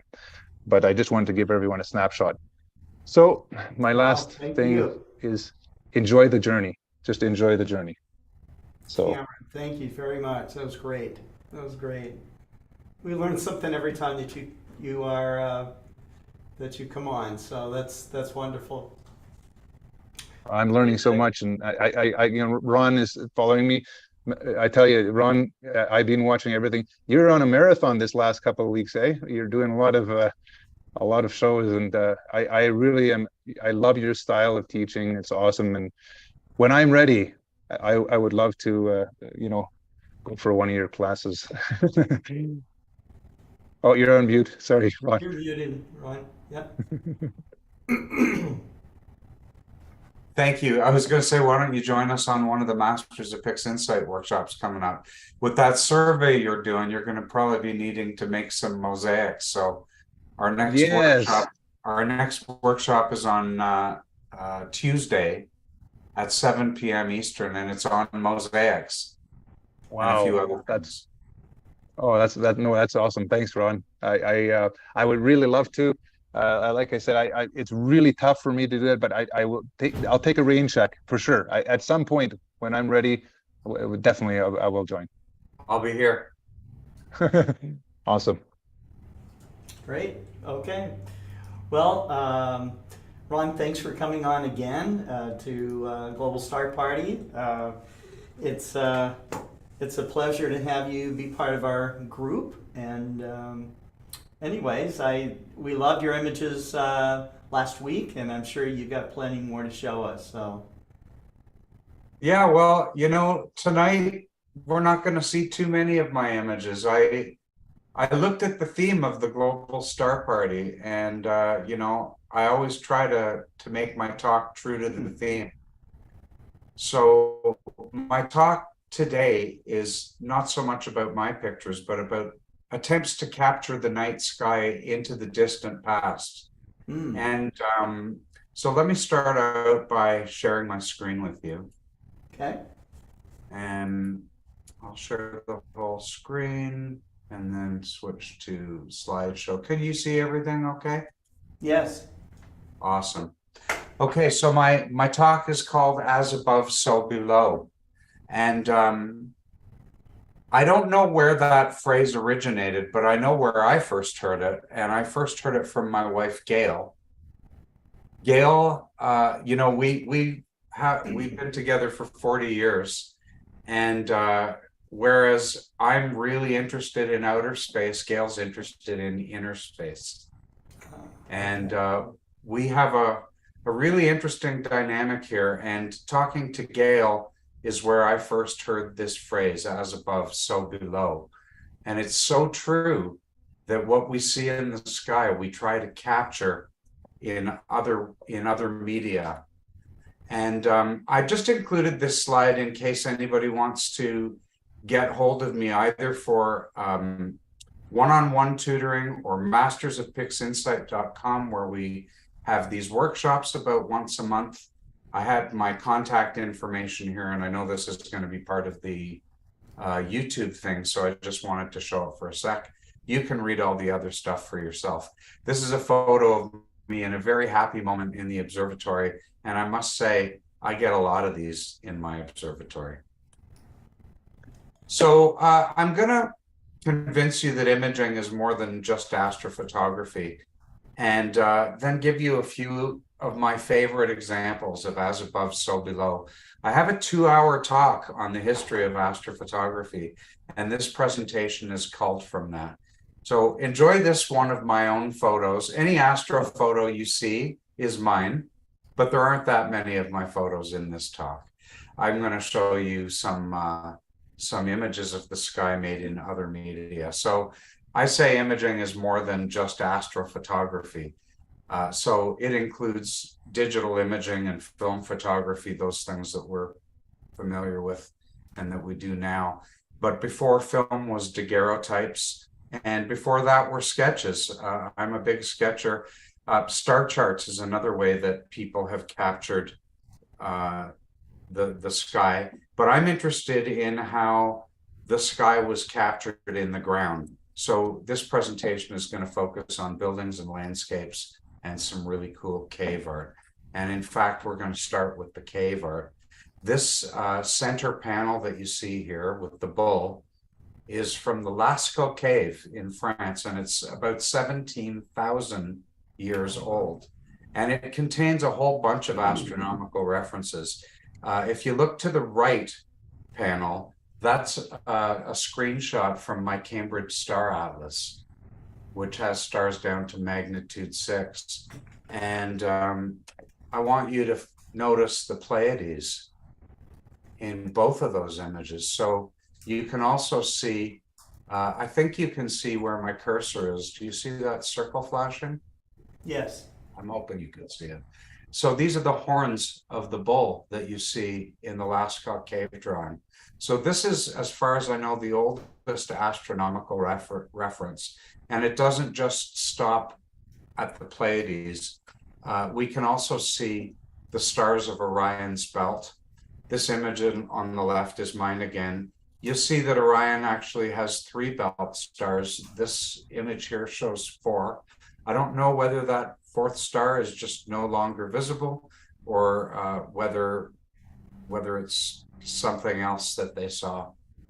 But again, relative to the position of the horns of the bull and the Pleiades, this is clearly Orion's belt. In another part of the cave, we have a depiction of basically 3 characters: the eye of the bull, the bird-headed man, and the bird.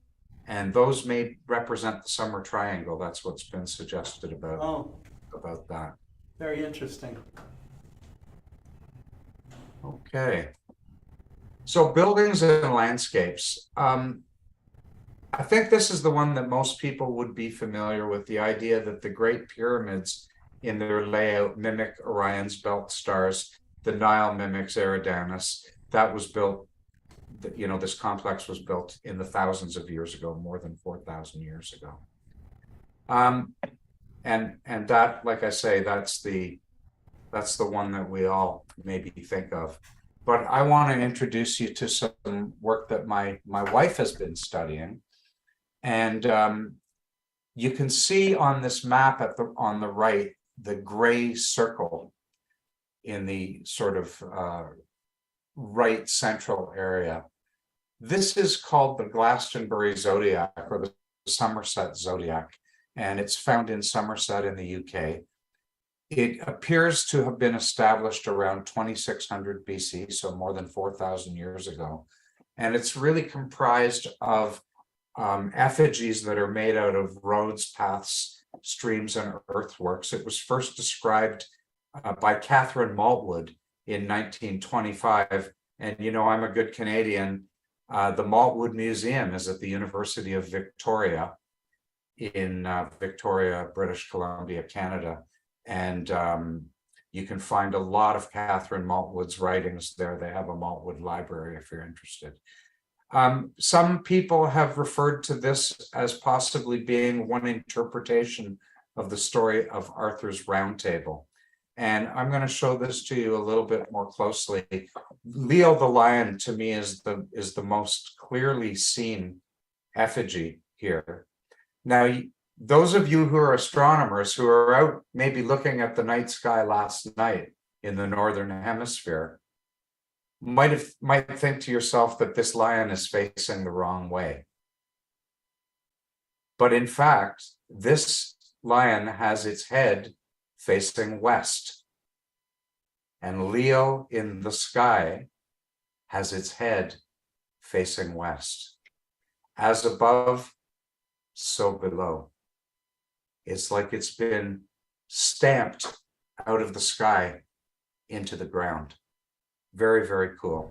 If you want to learn more about this, I put my wife's website on the slide here, secretsofthegraillandscape.com. And it does have 2 L's in a row there, Grail Landscape, secretsofthegraillandscape.com. Okay, let's talk about the Sphinx for a couple of minutes. And you'll see there's nothing here on this slide. about the Sphinx. In fact, what this diagram shows is what's called the precession of the equinoxes. And it's one of the big cycles that the Earth goes through. It's a 26,000 year wobble that the Earth has. So the Earth wobbles on its axis like a top, and it traces out this huge circle. And you can see in the diagram that 13 years from now, Falieres won't be our North Star anymore, right? The North Star will be somewhere close to Vega. But it's not only the equinoxes that shift. The shift in the equinoxes creates an apparent change in the position of all the stars every day. And what that means, it's a shift in the position of the equinoxes. So what's an equinox? The equinox happens twice a year, once in spring and once in fall. And it's the day when the length of the day and the length of the night are equal. And in the olden days, I mean the really olden days, it was really important to know when spring was beginning, when autumn was beginning, when was it time to plant, when was it time to harvest. So you had to track the precession of the equinox. But what does this have to do with the Sphinx? Well, here's the Sphinx. So mainstream give the Sphinx an age of around 4,500 years. And I've got to say, I'm not an archaeologist. I'm not a historian or a paleontologist or a geologist. I'm none of those ologists. I'm actually a backyard astronomer who loves to image, and I'm a toxicologist, so nothing to do with the Sphinx.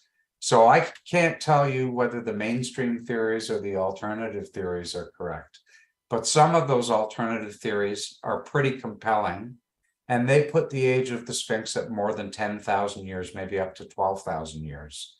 And the head of the Sphinx may have been recarved. So now it's thought to show the pharaoh Khufu, but originally the head may have been a woman's head. And that may have symbolized the transition from the age of Virgo to the age of Leo, Virgo in the head and Leo, the lion, in the body. So that's the precession of the equinox in action.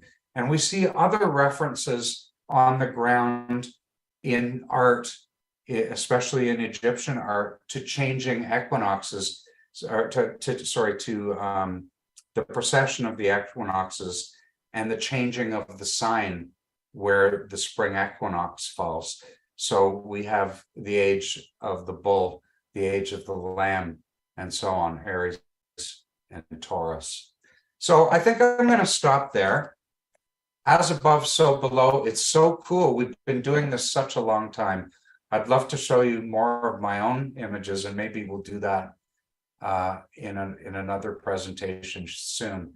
But people have been recording the sky for a very, very long time. And I'm glad, thank you, Scott, for the chance to share it with you. Thank you. That was very cool. It was very cool. There was a question from the audience. Book Davies is watching on YouTube. And he says, does he happen to know about Hold Dolmens? HOLED-DOLMENS in the British Isles. And if he does, I do not, but I'll bet you Gail does. Okay, so maybe we can get you on to Global Star Party next week, and you can answer this question. Book loves to watch Global Star Party, and he's there almost every time. So, and Norm Hughes says, "Great presentation, Ron. I like the correlation of space and Earth." Thanks a lot, Scott. Thank you. Thanks, and thanks for coming. Take care, on. everybody. Take care. Bye-bye. Bye. Okay, so we are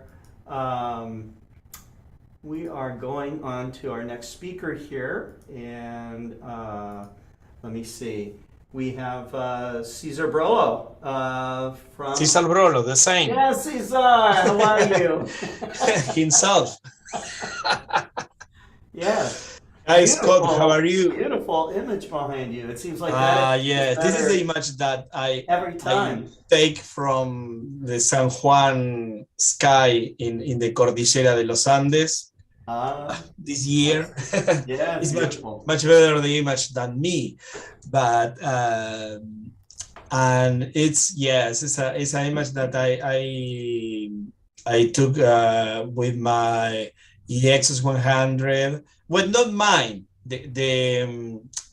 It's an image that that I used EX 100 mount that the people of the observatory bought us 1 year ago to work with visitants, learning and teaching, much better says, to make astrophotography. And I bring my apochromic 80 millimeters, and I say, okay, I need to make a picture here because it's an amazing place to make a picture. And I took around 200 shots of only 5 seconds each, because I was aware about some moments with winds, like not all time, but I had a lot of great likes to stacking. I have I can get an image, a picture of the Carina Nebula in the southern hemisphere that I love really. Yes. Well, my presentation, because as tonight we have a cloudy night in Buenos Aires, is about my setup in the balcony, different things that I can make, and finally 2 pictures that I took in the last 2 weeks ago, because last week was my birthday. But 2 weeks ago, yeah, thank you. Yes, I was not in conditions of make a presentation 1 week ago, because my birthday, drinking beer and eating with the family, And 2 weeks ago, do you remember that I in a middle cloudy sky, I tried to take pictures, 2 pictures that I have. I showed some live image. Tonight I'll show you the 2 final image that I stacked, especially with I used Cyril, because I love Cyril Cameron, because you know this program too much more than me, and I really appreciate your presentation, because I say, oh, this you teach me a lot in your presentation, because many things of this program, yes, I don't know it, that it is possible. It's so good that maybe if you have 200 euros, you can buy pics inside, but for a free software for astrophotography, it's so good. Have a lot of tools. Really, I enjoy for kids, for teenagers, for older people too. That recommend Cyril, download Cyril in their computers and start to use the methods. Of course, that normally I start to explain in my business, in my store, when I say, okay, you tomorrow or tonight you can try to take, that maybe I'll say to the people as recite of how many seconds, how many shots they need, and it's a recipe. It's like a, like a recipe where you say, okay, which object you are interested in taking your first deep sky object picture. Sometimes, I say to the people, use, for example, I don't know, for example, maybe small time for each picture, maybe 5 seconds, because maybe they are not using a guidance system for the first time. All about talk with the people with recipes that are more easy to take some results instead frustrating situations. Cyril, it's like the first door, the first gate to the world of astrophotography, and of course that I never ending to learn about this software. Many things that you show us tonight, and say, do you have this possibility? and I love the process. It's very, very, the software is very, very interesting to use. Well, you show. Maybe next time. I remember that I told, I remember I made a presentation where I show the 3 different colors, because it's the axis of the serial program is serial software is that you can't work over the RGB picture, the color picture, if not in one of the channel. And this is very learning for the people that you are working in one channel, and you can see many parts of the sky, how the different colors, the different stars are not only that you are watching in the color image, if not dividing or separating the 3 different colors as RGB components, how the universe is. Yeah. Sorry. Well, I have a small presentation. Let me share the screen. I try. Question. Yes, tell me about the image behind you. What ISO were you shooting at? So sorry, Scott. What was the ISO setting? What was the ISO number that you had on your camera? You were shooting 5-second exposures. What was the ISO setting? The ISO, well, now I use it, for example, for this is very important. Separating reflex camera instead a CCD image. For reflex camera, but it's the same. The ISO, the ISO is, for example, you need to know, for everyone that bought a reflex camera to make astrophotography, the sweet point of your camera, where have it's never, for example, if you have a camera with for example, like my camera have, sorry, I stopped sharing.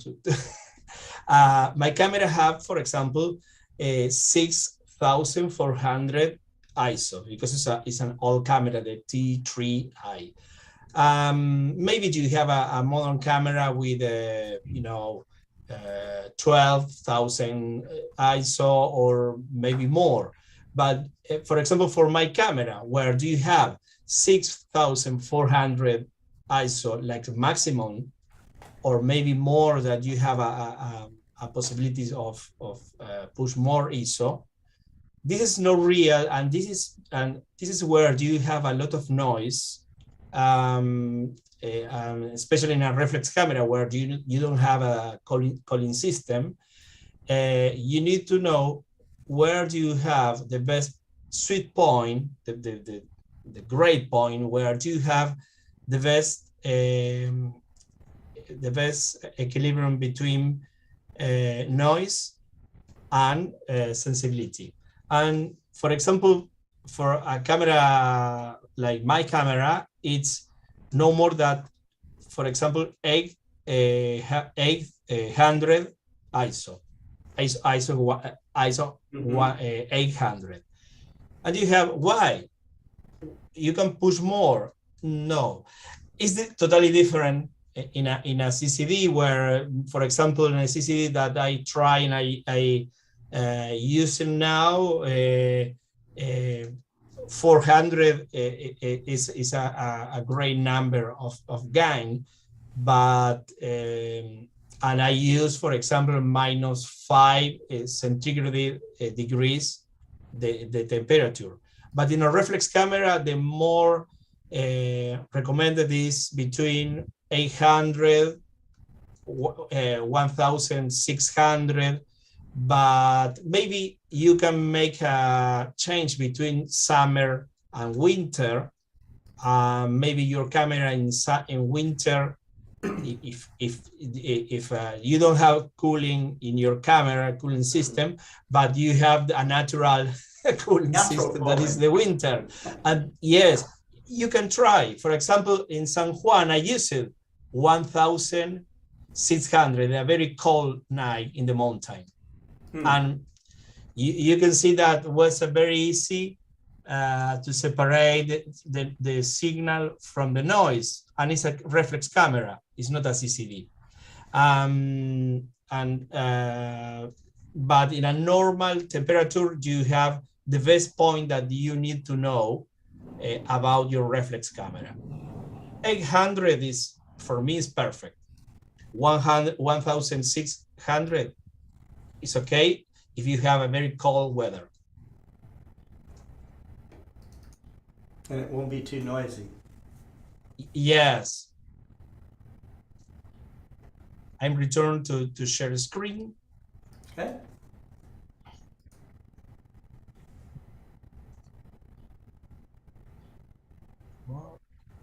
Wait a minute.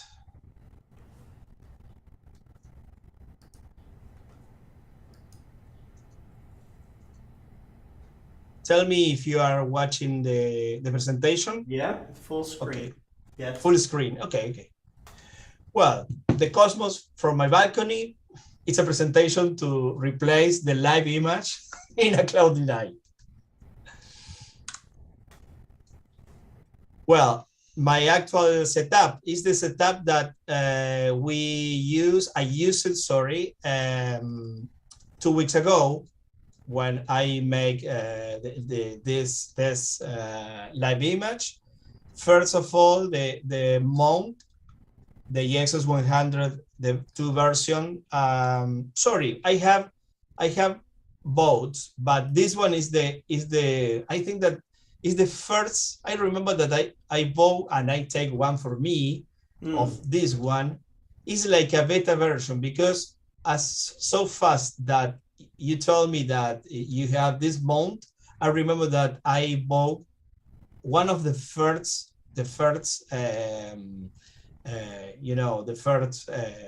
numbers of the first mounts that I remember that I bought a quantity for the first time, and I have in my home one of these that today work perfectly. I think that have more than 3 near 4 years, because 110 it's between 3 and 4 years old.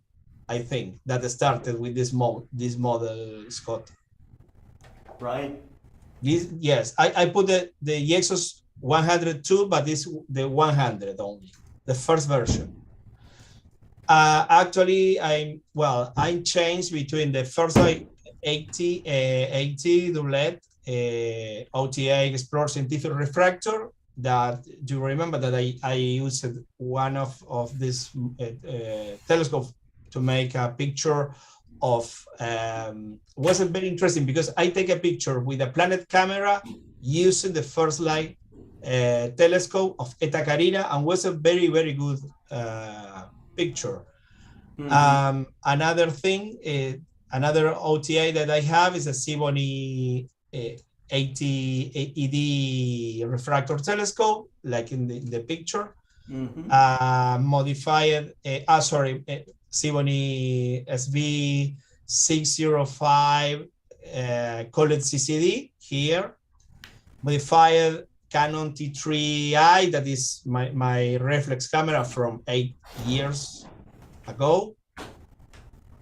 Mini guider here, but I don't use it the last week. No, I don't guide nothing because was a cloudy night. I don't have time to put to work all together.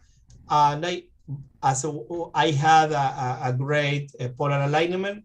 I used it only 10 pictures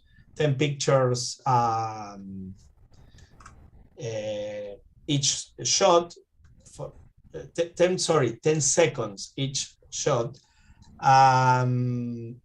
Well, it was okay to recover, to have 2 images for this night. My very old i7 laptop, that is the people sometimes ask me about, I need a new computer. Okay, my laptop is an i7, a great processor, but the older generation. It's the time of the Lord of the Ring, I think.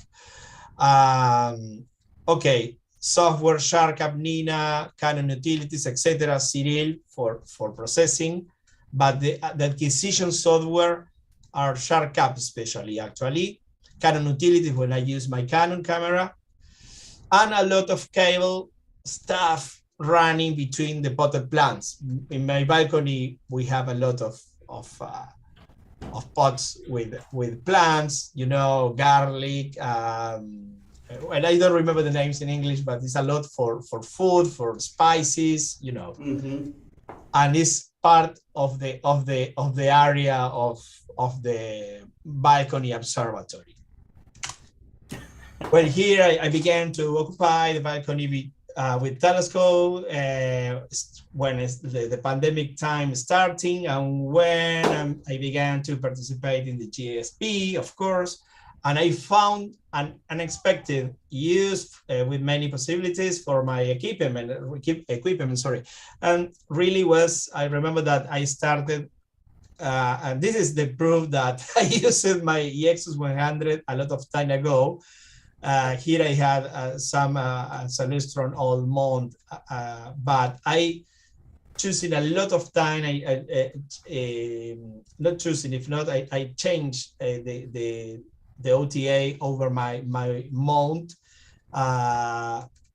because I tried a lot of different telescopes in my mount, and really this is my setup, cables, my PC. This is excellent in summer. Of course, that in winter is not so great.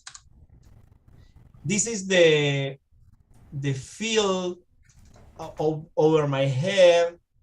Maybe in this area I have, in this line that I moving my cursor, where here is the end of my field, because I have the ceiling of another balcony, and but for my telescope I can use, for example, this is Southern Cross. Here is Carina Nebula. Here's the old area of Carina, and Vela constellations. It's really a southern part of the sky. Here I have a southwest. For example, here is the end of Vela. In the end of the winter, here I have ending Scorpio and Sagittario constellations. It's very good to take pictures of Lagoon Nebula, or seven clusters.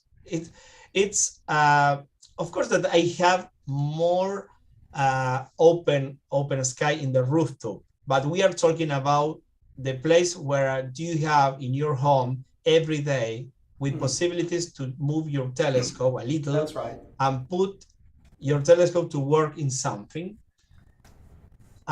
This is the idea of my presentation. It's not only if you go to, okay, I can go to the garden, but here is the place where I don't go outside of my home, especially in winter, that maybe you don't have the all happiness to go to take a cold weather, suffering under the cold weather. But it's the first place where you can use fastly and easily your telescope. Well, this is I think that I showed this picture in many times ago presentations. The idea of scaling the moon and Jupiter falling the city skies. It's a great picture that the whole playing with this urban and city landscape, the different objects in your sky. And this is the things about your place in your planet and in your solar system and in your galaxy, and especially in your cosmos. But here are places, are our nearest neighborhood, my neighborhood building, and mixing with our solar neighborhood or cosmic neighborhood, because we are in our place between Jupiter, Moon, and only the scale between this building, the Moon, and Jupiter, and these stars are totally mind-blowing, Yes. Well, my winter setup that I are starting to use now in this time of the year. For example, in this occasion, I use it. I put my laptop outside, and I can see if the laptop is working well.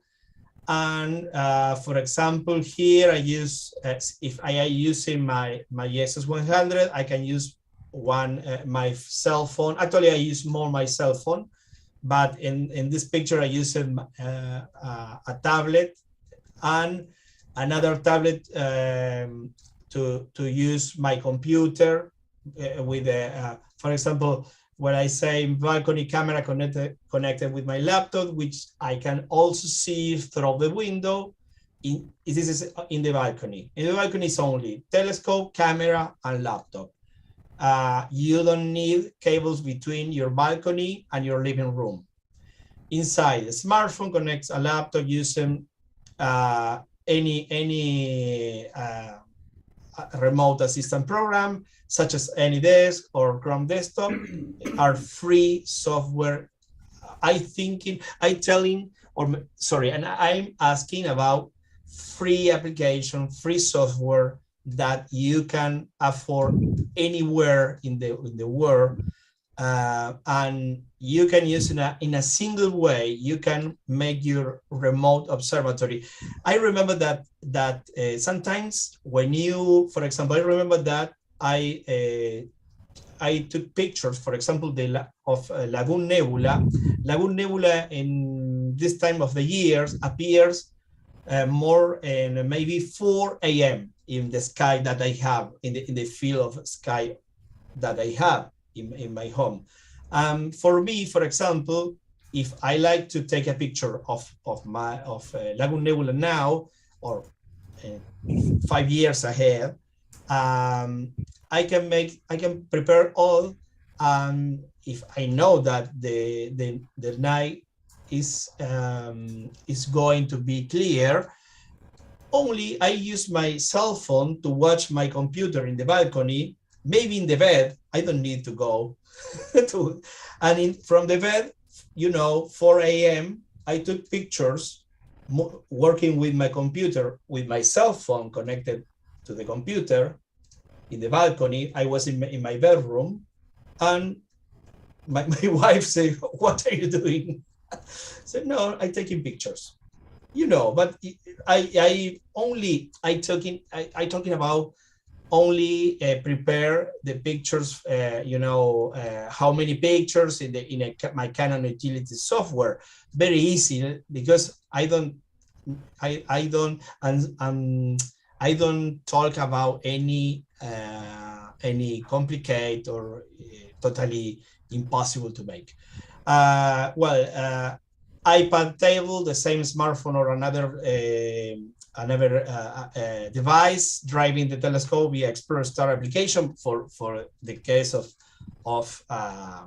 the EXOS 100. But you have in the market, you have mostly of the mounts are Wi-Fi now.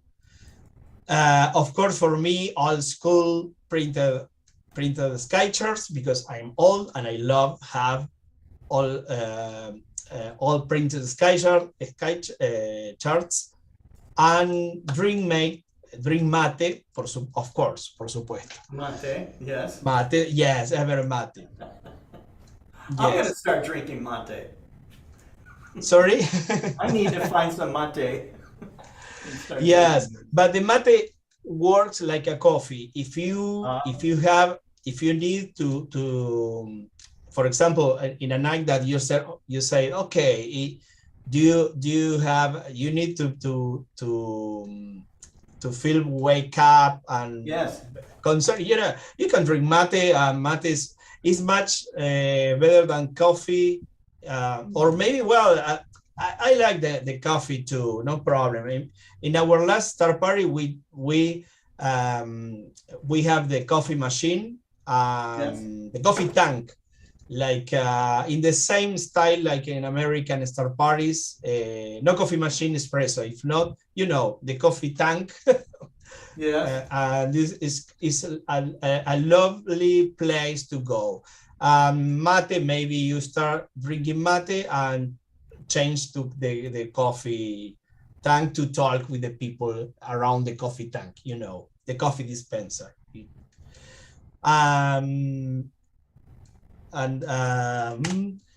This is of course that if you use, this is for everything that from a balcony or from totally for any situations about using telescope, different configuration with the EXOS 100 mount, with a Maxi Cassegrain and Schmidt Cassegrain. Pay attention to the wind if you use long focal lengths. Of course, that all balconies or some places in cities that, as my balcony, and you can talk about the wind in my balcony, Scott. Yes. Yeah. And it's yes, pay attention to the wind if you use long focal lengths. Also, the quality of the polar alignment, because you are using maybe 100 half. In both telescopes, you are using here 1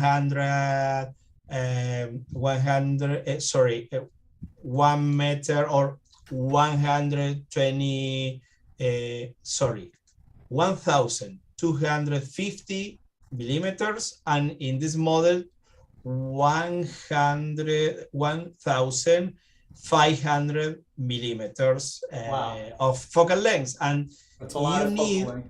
Yes, for example, here I'm using a Sibony planet cam, and you have a small sensor, and this is the opposite that you can enjoy in a windy night. Here I used my camera T35 as a reflex camera, APS-C sensor, big size, and you have more possibilities of successful with this kind of nights or telescope with a bigger sensor. But if you need to make a picture of a planet, maybe you can experiment. What do you need?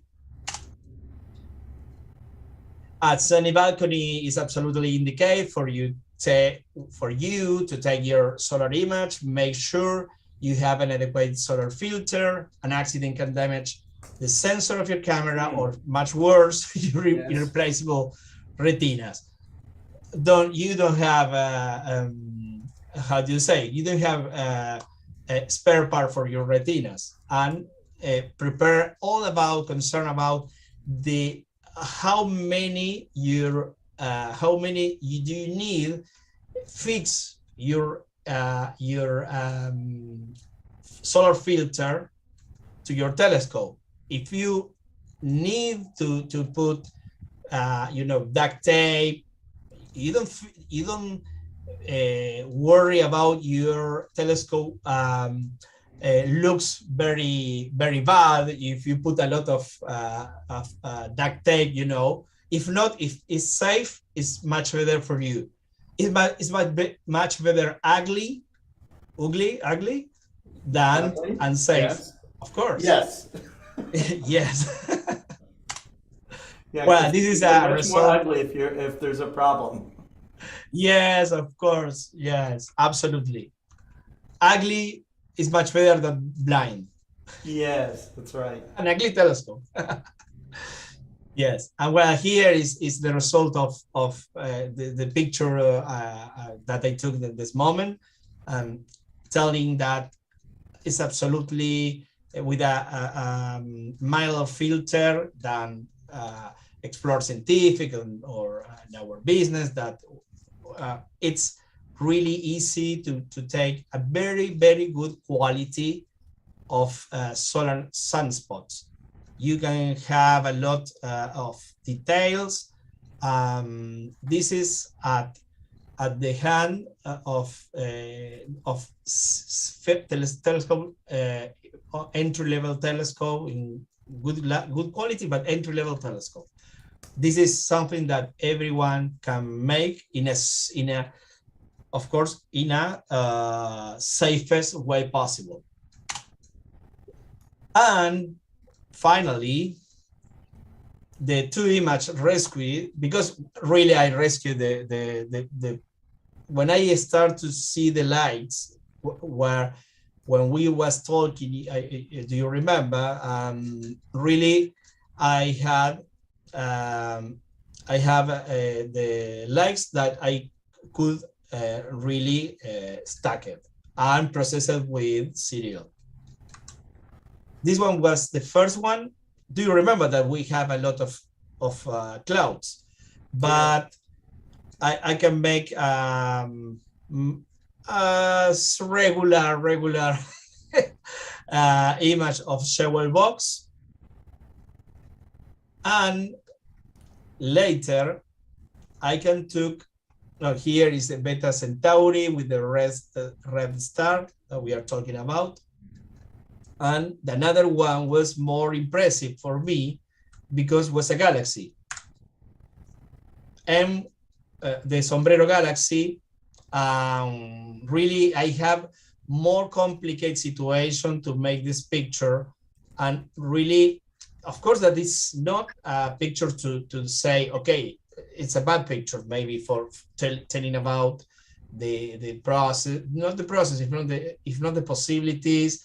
You have a lot of different problems, but was a picture that the difference if you can get a galaxy this night, this bad night, this bad night that you say, no, it's cloudy night, no, I don't like to use the telescope tonight, blah blah.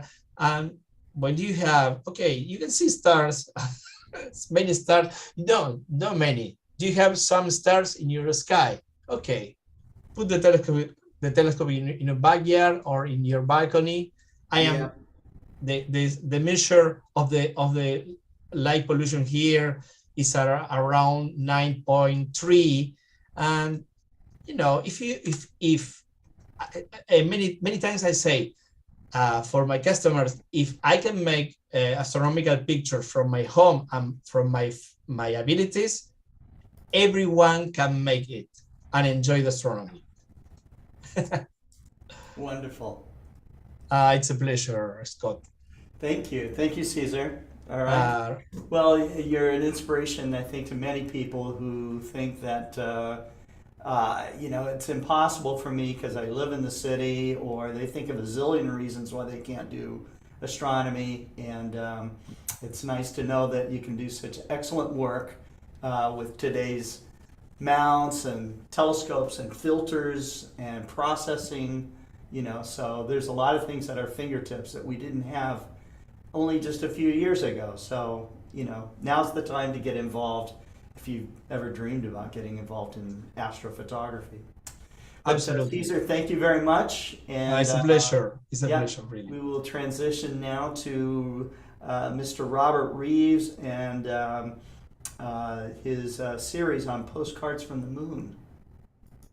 Well, the I best am. image that I know from the moon are from Robert. Thank you. Thank you. Right. Well, I'm glad to be here for another episode of Postcards from the Moon. Tonight I'm going to talk about nicknamed features on the moon. We all know that celestial objects, very bright Messier objects, many of them have popular names that are unofficial, nicknames, so to speak. The Lagoon Nebula, the North American Nebula, the Trifid Nebula, Swan Nebula.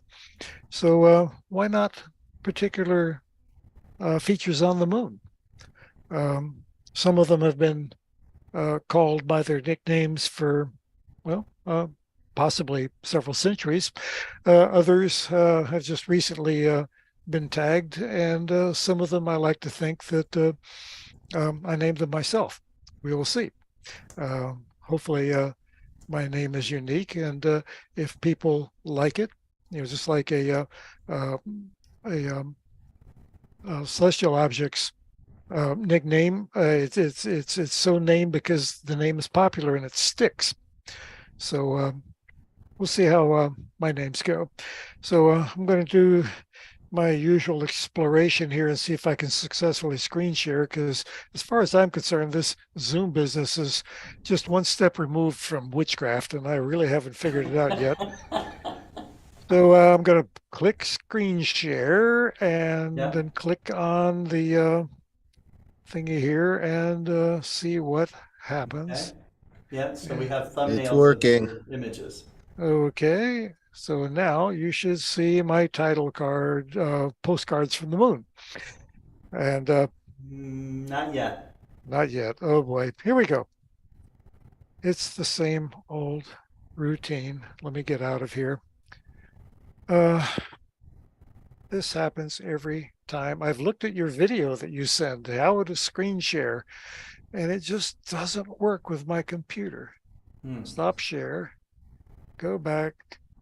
Screen share. I'm gonna back out here and go to my other thing and bring up the thing, and then come back to you. Hopefully, where are you? Now I've lost everything. This whole. Are you on a PC? Yes. Yeah, control. You'll tab. have that. These things happen. Yeah, if you hit control tab, you can scroll through all your open programs. Just click control tab. Control. And just hit tab, tab, tab, tab.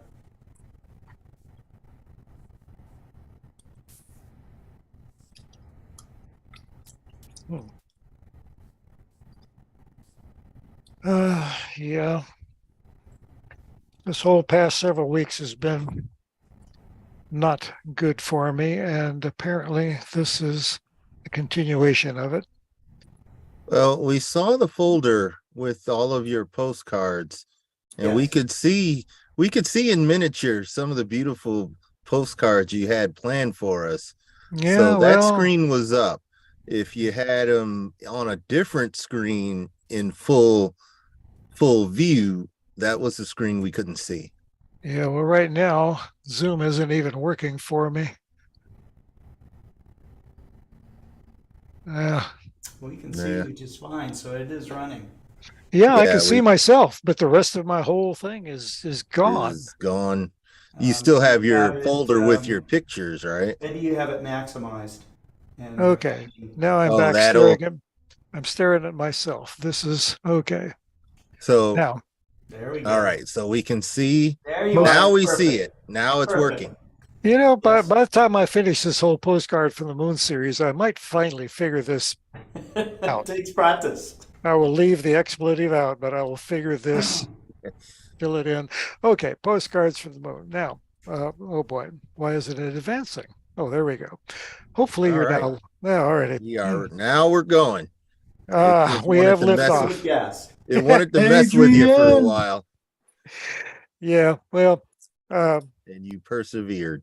yeah. Well, this is perhaps the high point of the past couple of weeks, because I was supposed to be at the Texas Star Party to do various things, and as literally as I was packing my truck to go, had a family medical emergency, and I never made it to the Texas Star Party. So I'm trying to catch up. So we're talking about nicknamed features on the moon. And to back up a little bit, to understand anything we see on the moon, whether it's a crater, a mountain, a valley, anything, there are only two primary landscape forming processes that occur on the moon, either volcanism or impact cratering. Something either hit the moon and modified it, or subsequent volcanism modified that, or more impacts. So we're looking at the face of the man on the moon, the broad, dark, volcanic mare areas, and then the bright highlands are the original crust of the moon, and the original crust of the moon is heavily cratered. The mare have fewer craters because they're formed later and covered over many of the mare. So the just basic overview of how anything on the moon came into being. So advancing to the topic tonight, nickname features on the moon. I like to highlight about a dozen of them. Going in this alphabet or in a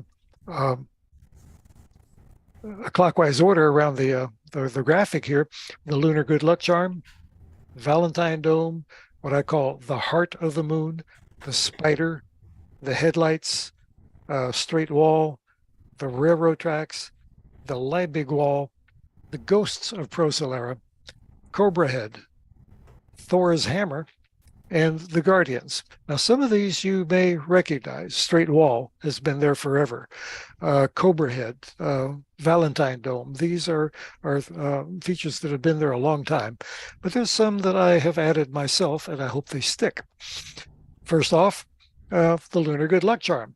This is the four-leaf clover pattern created by the overlapping forms of Meton crater and Meton C, D, and E craters, satellite craters of Meton. And this is up in the northern latitudes. Now, this fairly broad feature, almost 200 kilometers across, and created back in the pre-Nectarian era, before the Maria, the basin forming impacts that later created the Maria, or were filled in with lava to create the Maria. So this is a very ancient formation. And the fact that they are all merged together is a very effect of the basin impacts that occurred back during the late heavy bombardment almost 4 billion years ago. The ejecta thrown out of the massive basin impacts filled in the many of the pre-existing craters, completely covered over the interior of these four craters, merged their interiors, so it became a massive four-leaf clover. Another feature, Chuck Wood, who does the moon column in Sky and Telescope magazine, he designated the huge 2 and 3 kilometer high massifs at the mouth of the Alpine Valley, where it empties out into the in the Mare Imbrium. He calls them the guardians, and they do indeed look like imposing guardians protecting the entrance to the Alpine Valley. Thor's hammer. I'm surprised nobody's noticed this before, the similarity between this feature on northern Mare Imbrium. Originally, well, it is still officially called Python Gamma. It is two mountainous ridge or hills that are butted together, and they form the shape of a hammer, very similar to Mjolnir, the magical hammer wielded by the Norse god Thor. And we have been staring at this thing for years, and it just never snapped in. Holy heck, that looks just like Thor's hammer. So, of course, I've got to put that name on it, and hopefully it will stick. I like to think Agent Coulson has been running around Earth looking for Thor's hammer all this time, and it was staring us right in the face all along. Now, the Valentine Dome. This is a huge, low, well, not huge in the sense of tall, but huge in the sense of wide, a very low pancake volcano on the moon. Officially known as Linné A1, a volcanic dome, but 35 kilometers wide, but only about 300 kilometers high. It's been called the Valentine Dome for ages because somebody thought it resembles the classic shape of a Valentine heart, but I'm sorry, to me, it just looks like an oval blob. But the Valentine Dome it is, and that's the way I'm going to keep calling it. Cobra Head has been the designation for the volcanic pit at the head of Schroeder's Valley, the volcanic rill that once flowed molten lava onto the plains of Oceanus Procellarum. And the volcanic eruptions through this region are what helped build up the Aristarchus Plateau. Now, Cobra Head itself is fairly small, no wider than the rill itself, and it's fairly small, but it's an ancient volcanic pit that once spewed lava, fire fountains of volcanic ash. It was quite spectacular in the time. Now, a lot of people mistake the larger, broad basalt-filled crater further south for Cobra Head, but that's not it. That's just another basalt-flooded crater. Actual Cobra Head itself is right at the very tip of the Alpine Valley. And moving on to another one that I saw begging for a name, so I had to name it myself. There's a heart-shaped mountainous region north of Rima-Hyginus. Now, this is almost exactly in the center of the disk of the moon, and volcanic ash erupting from the volcanic pits along Rima-Hyginus over 1 billion years ago dusted this entire region with dark volcanic ash. So it's physically darker than the surrounding area. And it looks like a heart shape, both mimics a human heart and the classical Valentine heart shape. So I call it the heart of the moon. The lunar spider, another one of the ones that I'm trying to make stick, is actually the ghost crater Lamont on western Mare Serenitatis. Mare Tranquillitatis. Actually, it's just a little bit north of the Apollo 11 landing area. Now, this massive buried ghost crater used to be a substantial crater in its own right, with collapsed terraced walls, perhaps a good central peak. But when the lava flooding completely paved over Mare Tranquillitatis, it buried this crater. And all we see now are wrinkle ridges showing the circular form of it, and additional wrinkle ridges that radiate outward north and south, kind of look like the legs of a spider. So I call this one the lunar spider. And another one of mine, the ghosts of Procellarum. As I mentioned with Mare Tranquillitatis, previously having craters on the floor of the basin prior to volcanic flooding, the same with Oceanus Procellarum. There are considerable numbers of old ancient craters on the floors of the basins prior to the volcanic flooding, and many of those craters are now gone, completely paved over. We don't see them anymore. But some of them are big enough that their crowns, the tips of the rim of their peaks, of their circular rim, protrude above the Mare basalts, and we see them as these circular ghost craters. So I like to call this region in southern Oceanus Procellarum that is dotted with many, many, many ghost craters, simply the ghosts of Procellarum. Another one from Chuck Wood, our columnist from Sky and Telescope. We are all familiar with straight wall, the black line feature we see here. Later in the lunar day, when the sun is in the west, it becomes a white line feature because the sun is illuminating the face of the cliff that is now casting a shadow in this particular picture. But straight wall, technically known as Rupus recti, Latin for straight cliff, but we call it straight wall. That's a nickname in its own right. But the real feature here is ancient Thabit. It's a circular formation that surrounds the straight wall feature. We see a horseshoe bay on eastern Mare Nubium that is cradling straight wall. And then further out into Mare Nubium itself, we see these arcing wrinkle ridges tracing out the buried rim of the same crater that we see forming the Horseshoe Bay. This crater has no name. It's big, almost 200 kilometers in diameter, one of the largest craters on the moon, but being buried underneath the Mare basalts, we can't see most of it.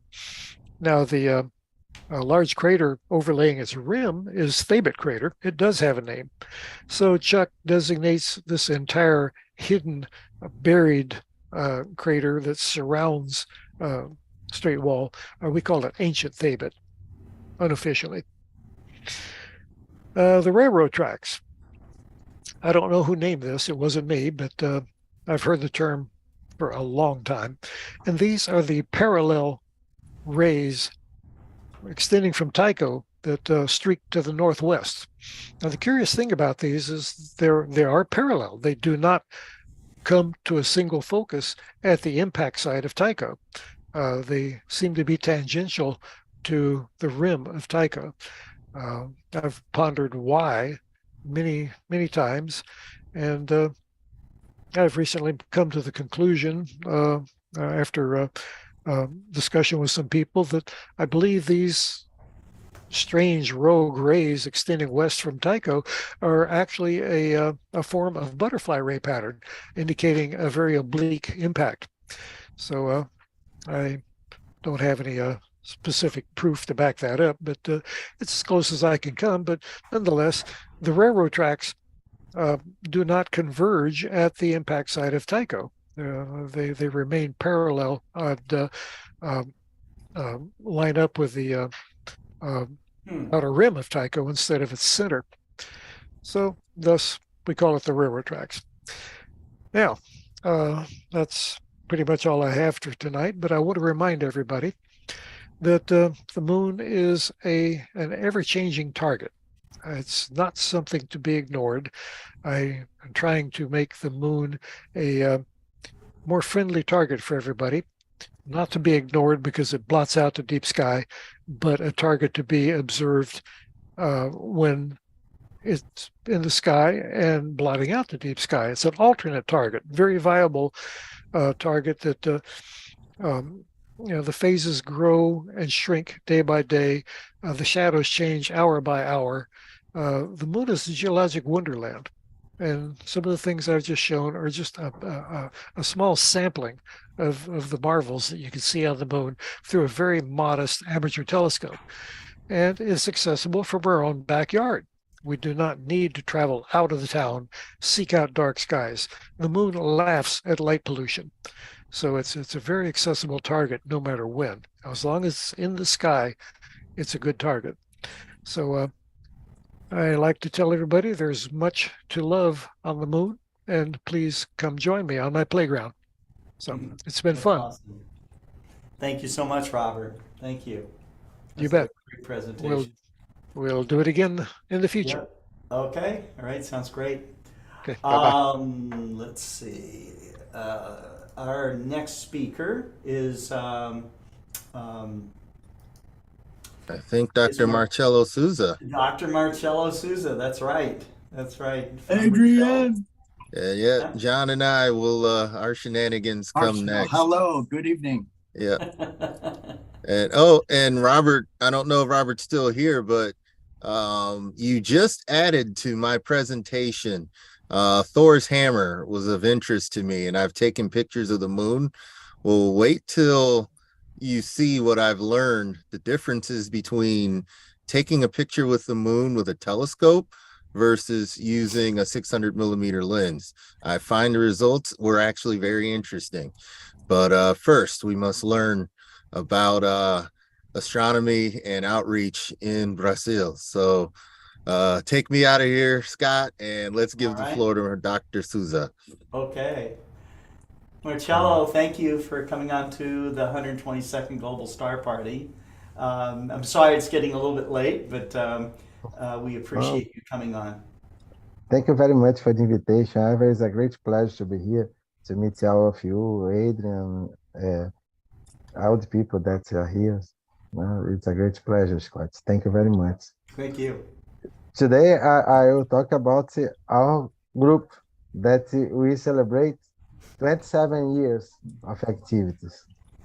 But we never imagined that one day we will be celebrating 27 years of activities. And today I received a fantastic news about our future. And it will be possible to announce it here during the presentation.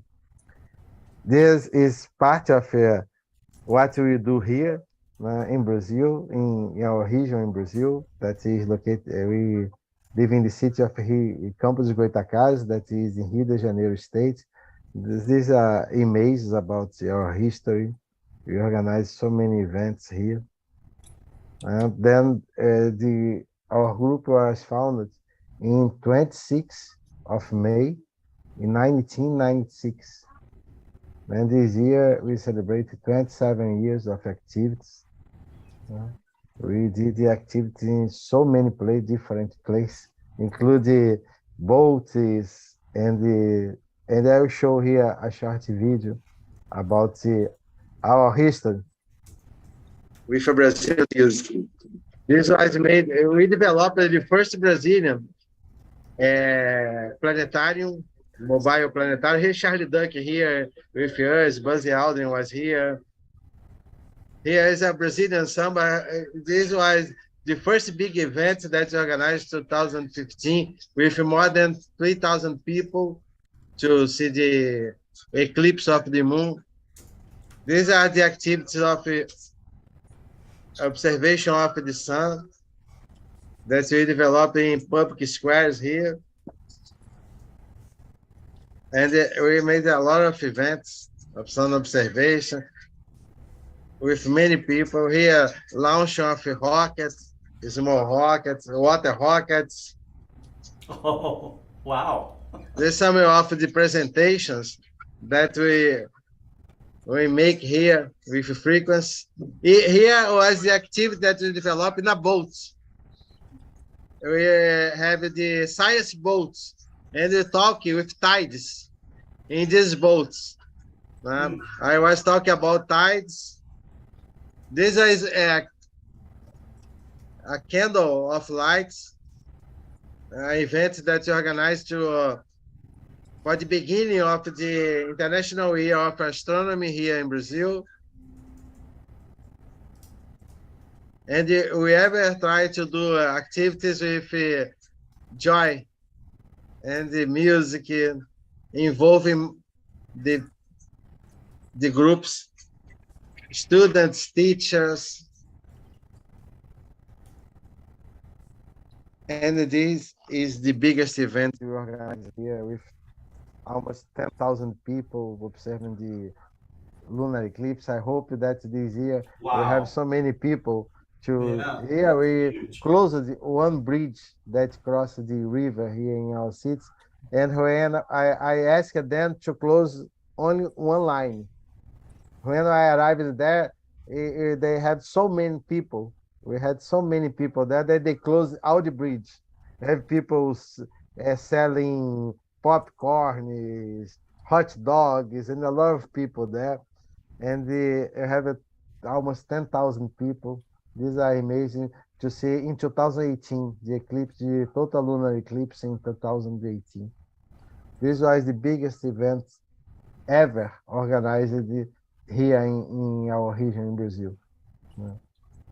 Was the biggest one. I hope this year we organize a big event for the partial solar eclipse here also. And yesterday we had the first meeting with Guatemala, with astronomers from Guatemala. We began a partnership with the group from Galileo University in Guatemala. Here is our meeting with them. Here is Edgar Castro, that is responsible for this group in Guatemala, and was the first meeting between groups of astronomy from Brazil and Guatemala. The first ever meeting between Brazilian astronomy group from Brazil and Guatemala. He is Edgar Castro. This is Fernando from Uruguay. He is the representative of the International Dark Sky Association in Uruguay. He that make possible this first meeting between our groups. Then we are now planning to organize the first event between groups from Brazil and Guatemala. We will be working together for one project. But first time that I have here. Images of this is a image from Guatemala that I didn't know. They have a solar system in the representation of the solar system with distance of planets in the main square of the capital of the country. Here you can see the sun, you have the earth and the moon, you have the other planets in this main public square of the city of Guatemala. And today we organize an event in a city that's called San Francisco de Itabapana. Here is a meeting with the head of the secretary, the Department of Education of the city. And here you can see a model of the Galileo scope. We are going to build the students of the city. We will build the Galileo scopes this year in schools. And also we have a microscope. We organize activity to see the macro, the stars, and also what is very small, the micro, bacteria, and we will teach the students about optics and how to build the optical instruments there. Small optical, like Galileo scope and the small microscope. These are a microscope that costs $1 that is made with paper. It's a different kind of project. The name is folder scope. Here is the red of the Department of Education with the Galileo scope. Then we begin to build to teach students to build this kind of scopes, the telescopes. And we donated this telescope for the school, for the city. One of the member of school, that's Cesar, now is a teacher of the school, only to develop activities of astronomy with kids in schools of the city. She is there. She was hired for the city to develop projects of astronomy with students there. We tried today to observe the sun, but to have clouds in the sky. And these are part of the students that will be involved. Be students from all the cities of the school, or all the schools of the city that will be involved in the project. And this was my first meeting with this student, but Cesar is already begun the development of activities with students 2 months ago. Then we have a group that will be the first astronomy group in this city. Now we are showing to the students the Galileo scope. And this is a historical picture with Buzz Aldrin when he visited our city in 2009. It was the first presentation that Buzz Aldrin made in Brazil, was here in our city in Campos dos Goitacazes, in 2009. 40 years later, we organized an event to celebrate the 40 years of the launch of the mission Apollo 11. Here Buzz Aldrin, here in our city. Here with my family and with the Brazilian astronauts here. A picture of my father, my mother, my sister, my wife. All together here with a picture with Buzz Aldrin and his wife in the main theater of the city. And now we have something different in space. We have the biggest numbers of astronauts in space. We have 6 astronauts from China now in space. We have 6 astronauts from China. That 2 missions that arrived in the international, the Chinese station. We have 6 from China. And now we have 5 from United States, 2 from Saudi Arabia, 1 from United Emirates, Arab Emirates, and 3 from Russia. Then we have 11, 13, 14, 17 astronauts. Is correct, my? Yeah, 17 astronauts at the same time in space. The first time that this happened. We have 3 Arabs astronauts for the first time, 5 Americans, 3 from Russia, and 6 from China. That's something amazing that we are living now. This is the mission Exxon that was responsible for the launch of 2 Arab. It's a private, it's second ever private mission to the international station, the space station, from SpaceX. Here are the 2 Arabs here. The first female from Saudi Arabia. This is another man. He is Peg Whitson from United States, another astronaut from United States. This was the crew. These are the 2 Arabs from Saudi Arabia. And you have another one that's from United Emirates, that is this one, that is International Space Station. Then we have 17 astronauts at the same time now in space. We are going further in space, and I hope we will have peace here in Earth that we need. They are together in space. Don't have reason for wars here. And now is the announcement, that fantastic announcement that I received the answer today. Few minutes before I was preparing to participate in the program. Now we have here in Brazil the official first Dark Sky chapter in Brazil. That is Dark Sky chapter in Rio de Janeiro state here. Wow! Congratulations! It's official. It was I received the confirmation a few minutes ago. Wow, that's awesome. It's the first official one here in Brazil. We will be responsible for Dark Sky chapter here in our state, Rio de Janeiro. That's wonderful. It's a celebration for the birthday of your astronomy group here. Then these are images of your group. Here is Betty Meyer here. And these are the news that I have for today, Scott. Thank you very much for the invitation. Thank you for making the announcement about the recognition of the International Dark Sky designation in Brazil. And nobody knows, only you here. Yeah, no, it's great. I received the answer a few minutes ago. They will make the official announcement soon. No?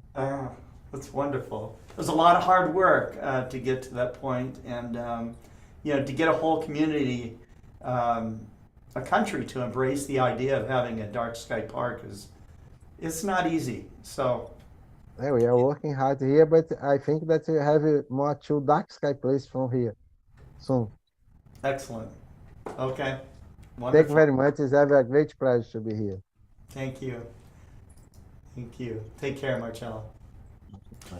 Okay, we will be now moving over to Adrian Bradley. Adrian's been patiently waiting in the background here. Adrian, it's great to have you back on Global Star Party. It's great to be back. I've been out the last couple of weeks. I call it an annual bowling trip out to, this time it was in Reno, Nevada. I did not bowl well, and I think I would have been better served just staying home and joining Global Star Party. But it's good to be back, and I do recommend any kind of exercise, especially for those of us who are larger in frame, to getting out and walking. It helps any of us the heart moving. So yeah, any of us. Yeah. So we had that talk. I'm going to share my screen, and I found something interesting. When Robert Reeves talked, he talked about one of the features on the moon that I, of course, found interesting, Thor's hammer. Yeah. And I started looking through some images. I had taken, and I'll show you, I had taken a side-by-side image using the same camera, but with a 600 millimeter lens, which is this image here, and then one using a telescope. Now, the location of Thor's hammer happens to be where this little blip is right here. So using a 600 millimeter camera, I was surprised that I had any parts of this region, let alone these little pixels representing Thor's hammer. Now I said, but wait, there's more. Going to the image that I took with the telescope, and now we zoom in on this region, and you may be noticing the shape of Thor's hammer is actually taking shape. Now it's starting to pixelate, but you can see it. So what I discovered was the difference in detail between a telescope and a large lens could be features on the moon that you may not know you even had. And even this region there's some more detail. If you compare, with a camera lens, same amount of megapixels, same everything else, but the lens makes a huge difference in what you end up getting. It's just, you've got more coverage with the telescope, and Thor's hammer actually takes shape. So I found that very interesting, because that's a feature I didn't know I had. If you zoom otherwise, looking at this whole full moon, it does appear a little bit sharper. This is the 600 millimeter camera, and you can see some of the features here. And we do have a full moon coming up. To the eye, this picture of the full moon might look a little bit more detailed. But to me, this was a very passable image, just handheld, aiming it at the moon. But now there's a standard that we can follow. And so this is the area where I believe the Cobra's head was. Now, I don't know if I quite got that feature. See here, this is it. The actual Cobra's head is, I believe, this little area over here, but I didn't quite get it as much. So So one of the challenges is always getting more and clear features on the moon, but with a 102 millimeter refractor, at least I believe that's the number, a refractor as opposed to a lens makes a big difference in the features of the moon. Here are the headlights that Robert was talking about, and here they are again. You know, the more detail you have, the further you move in. So even on a couple of shots that I took on a whim,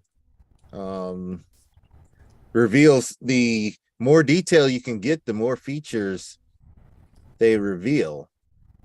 And lastly, I think the four-leaf clover, or the lucky, I believe this is the region, the lucky clover region on the moon over here. And it's a little more defined over here. But yeah, I would challenge those of you that are watching that like to take moon pictures. I would challenge you all to go back through your moon pictures and see what features on the moon did you capture and how much detail did you get in capturing those. To here it pixelates. With a little sharper or a little larger instrument, I'd be able to move down and see more features. But this tells you the difference between the type of lens on your camera. If it's a telescope, you know, wider, a larger mirror, it does make a difference in you know, in objects in the moon, objects in space. So with that, recently in the region I've lived in, we've had a bit of smoke mess with our skies to the point where Milky Way photography gets to be a little bit difficult. And I have a focal point for Milky Way photography as well, a couple of them. If I can come in, if I don't quite nail the focus, I come in and I won't see quite as much detail in some of the nebula that are here. I typically look for Barnard's E and see how far down I can get. And here you can kind of see this is actually two separate dark nebulae, but if you view it from further back, it looks like an E. This sits near these stars. Let's see, Aquila is the constellation. Altair is the bright star here, and Tarzed is this other star above it, and that's where you can find Barnard's E, which is a dark nebula that may appear more often than you think it does in your Milky Way. If you like to shoot this region of the Milky Way, especially if you're in the northern hemisphere, Barnard's E shows up. And not far from Barnard's E, and I'm not sure I have it, is the coat hanger. And right now I don't see the coat hanger here. I believe it's this region of stars right here that barely shows up. But a lot of these features show up in the Milky Way, in your Milky Way photos, if you have enough detail. One day I'll figure out what this region is, because this is interesting here. There's a lot of things that are great binocular targets. So it's not only for imaging, but visual targets are here. And it may surprise you, some of the things at a dark site, you can see these dark nebulae naked eye. And if you go up, you can look for one of these. This blob in particular is actually Messier 11, the wild duck cluster. It shows up as a little ball and it looks almost like another star, or maybe a double star. When you view it here, it just looks like another star. But, in keeping with the theme of not only do we look for just, it's more than just a pretty picture sometimes. Sometimes there's some detail here that's there that you may not realize. Even in this part of the scorpion, which I'll get back to. And looks like I closed it, so I'll just move on to this image and continue talking about it. If you compare to this image, was done in Upper Peninsula of Michigan, look how much more defined Barnard's E shows up. A little more definition. There's Altair, there's Tarzed, and there's our coat hanger. I'd have to open up that other image and look over here. The coat hanger, large cluster that resembles a coat hanger, is right here. I was over here. There's a lagoon, and barely see the Triffid here. So those are things to look for. This is Messier 4. It looks very much like a blob, but you have Messier 4 that shows up even in pictures like this one that was processed, noise reduced, light from a nearby town glowing in this galactic center, and there appears to be some haze over here as well. But these portions of the galactic center, and now if you're really good, these 4 stars here are around the center of something called the lobster claw. I took this photo before modifying my Canon 6D, and had I modified it, I would have had some nebulosity over here where the lobster claw and the cat's paw sit somewhere around here. It is possible to see the cat's paw in the northern hemisphere. I've got other images that show it.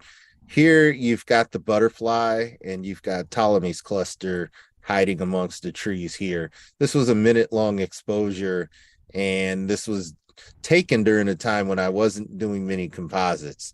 And those of you who've done beautiful work in this region might recognize this area is where Rho Ophiuchi starts. It comes off of the galactic center. These dust lanes appear to reach out to this particular star. It's all field of view, of course. It's from our perspective, we see these dust lanes. The more detailed your Milky Way images and the darker your skies, this region, this part of the bulge, and these dust lanes will show up. This showed up even though I wasn't using a modified camera for hydrogen alpha. This still showed up because it was dark enough in the region. And think at Bortle 4 sky is basically when it gets dark enough with a long enough exposure, you will start to pull this out.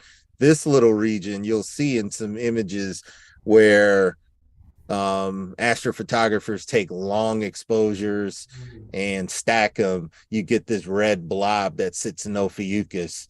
There's traces of it here in this image after my processing, but this is the northern bulge. So you are seeing, when you see detail like this and you see all these dust lanes pop out, you know that you have somewhat pretty good image. You've got some details here that are shining through that you've captured. I've seen this happen with at least a minute and with dark enough skies. In Bortle 1, it doesn't even take that long to start pulling that sort of detail out. So I think it's a good idea to look at certain parts of your images to determine whether or not you've got a pretty good shot, or you know, all of our shots always need a little more work, but if you have enough to do outreach with, you can start picking out dark nebula. You can start seeing different dark dust lanes. All of these lanes have a name. Bodies window is down here, and you can see the rising of Sagittarius, and there's M22. In these wide angle views, there's a subtle difference with the star clusters. M23 right here. Believe this is M24. M25 is further up, and this is M17. And if you use averted imagination, you can kind of see the swan shape of the Omega Nebula, and it takes a lot of imagination at this angle for M16. This is the Eagle Nebula. Maybe a hint of the dark clouds there, but that's a really good close-up object that many space observatories and amateurs alike take. Well, in the plane of the galaxy, it's only that big. So it's always interesting to see the actual, the size and space of how large these objects really are, and which is why I like to capture them at various sizes. So that is an awesome, Adrian. That's a beautiful picture to explore, like you did. Yeah, I really like that. It's mesmerizing and addictive at the same time, and yes, you really get an orientation, like you said, of where the different objects are. But I like the kind of, even though there was light pollution and all that, the clouds, they really are, like, they're real clouds. Those clouds are out there, and you can really see them as they are. And really, I love those tendrils as well. Just awesome. Yes, and sometimes you just have to take it as is. Now, this was a shot taken at the Cygnus region. We just saw where the galactic center is, Cygnus region, and yeah, it's what you were saying, Cameron. Those are some of the reasons that I like to image any part of the Milky Way, not just the rising part, but Cygnus as well. Cygnus stays with us for most of the year. I would say 10 or 11 months of the year it's possible to image. And now you see the effects of smoke. We just looked at this region. This is SpaceX launch. This was a 2-minute exposure into smoke and haze coming from Canada. There's our coat hanger again. And here's our stars, Altair, Tarzed, but a lot of dust lanes, not much to be found, just because of the effects of smoke and the fact it's low on the horizon. This is a lake. Here's Lake Huron. So these especially this coat hanger and this plane that flew through, but the coat hanger is a great reference for knowing where you are in these parts of the Milky Way. And unfortunately, I closed that other region.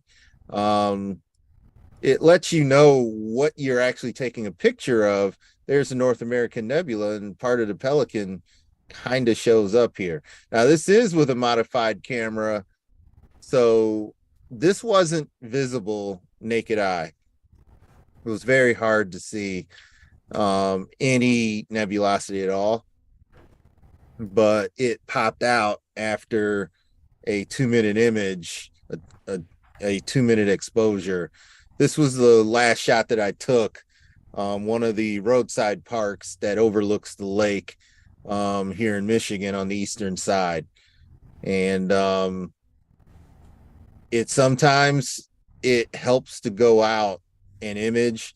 And one of the neat things about imaging when there's smoke or it's not as bright, you typically get the sky maybe one Bortle zone higher than where you actually are. This is typically a Bortle 4 sky, and this is how visible the Cygnus region is in a Bortle 3 sky. And I know because I stood there with my camera not long ago at this site here. Now this was when they're during a time of aurora, an initial photo. There's a red light behind me that shines over everything.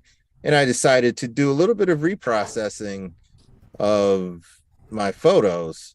So this one with the blaring light, I took the original, started over, and got a more true color view, a little more of the lighthouse, and was able to clean some of this flooding red light so that you get more of what the eye sees here. The eye doesn't quite see these colors. And there's a hint of the Milky Way. That's the double cluster right there.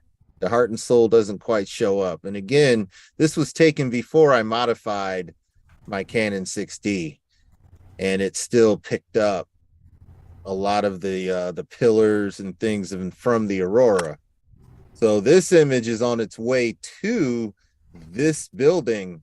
This lighthouse actually houses a couple of these images. So it's going to house this one, and it already houses this one. This image is in this gift shop. They no longer have this bright light, although I know why it was there now, because that bright light keeps these bright lights from coming on. But they've since taken this down, and they've shown me how to use the sensor. I actually have access to turning off these bright lights during normal business, or well, after business hours when it's dark. If I want a dark view of this, I simply shine a bright light towards the sensor. It thinks it's daytime, cuts off these lanterns here, and I get to shoot up at the tower. Now this light we can't turn off, and we shouldn't. Some lights we should not turn off. Behind me is a campsite where people go to camp, and not everybody acclimates to a very dark area. But this lighthouse and this LED light here shines out southeast and northwest, and there are a lot of shipwrecks in this area, and there would be more if this lighthouse operated remotely by the Coast Guard, but taken care of by the Lighthouse Society I'm a part of. This is a museum, and when you climb through here, you can go up to the top of this lighthouse. You have to crawl out if you want to come here. There's another ring that you can walk out on, and you have to be careful because it projects. You could still go blind if you walk out and wander over here, and at night it would get you. So this is one of my favorite places to image. There's a lot of light here, so my efforts to make it a dark sky preserve are going by the wayside, because they're really the other business that this place has, and the fact that it's a tourist location sort of precludes it from being able to also be a dark sky park. But the society is interested in having astronomy events happen, and since we know how to shut these lights off or go to the back of this area where there are fewer lights, it would still make a great place to do visual astronomy and to have people come out, especially from the campsite, and look through a telescope. So that is something that I'm working on orchestrating here, as well as sharing my images. One has been bought. There was another aurora image that someone has picked up, and we'll see how well this one does. But that's all I had for my presentation. I left this up to share with everybody that I had the opportunity to take pictures at a Bortle 1 site. The gentleman just tonight said thank you, and these were the pictures that I took.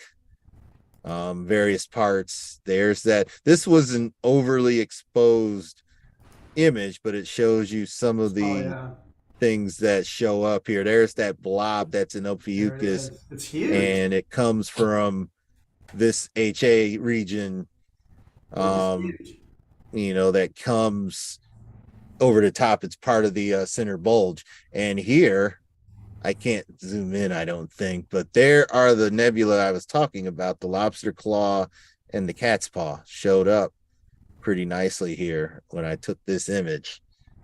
So, which is why you see a lot of Milky Way photos where they'll strip a lot of the stars out of here, and they have this big bright galactic center with this rift here. It's a beautiful sight. I like my images a little more natural, but it was What still. star party were you at? This was the Okie Tech Star Party, John. This is out here in Oklahoma. In September, or was this the first one? This was late September, early Okay. October, and I think It's this was dark last there. year. It is This super was dark. last year as well. Wow, dude, that's crazy. Yep. This is the advantage of a modified camera. Yeah. Before we turn it over to you and see if you've drawn any of this, advantage of a modified camera is that you see Barnard's loop. I did get in a different image, I got a trace of the second loop that's over here, but in this one, this was a remake of an image that I took. We've got nebulosity here, and if I were to only look it up, I could figure out what that is. Well, that's the rosette. There's another image. This is the dog star Sirius. Yep, there's Procyon, if that's how you. There's M44. I can't zoom in, but Beehive. M44, the beehive shows up over here. That's Gemini. Leo. I do believe Regulus. If it's not this star, it's this one.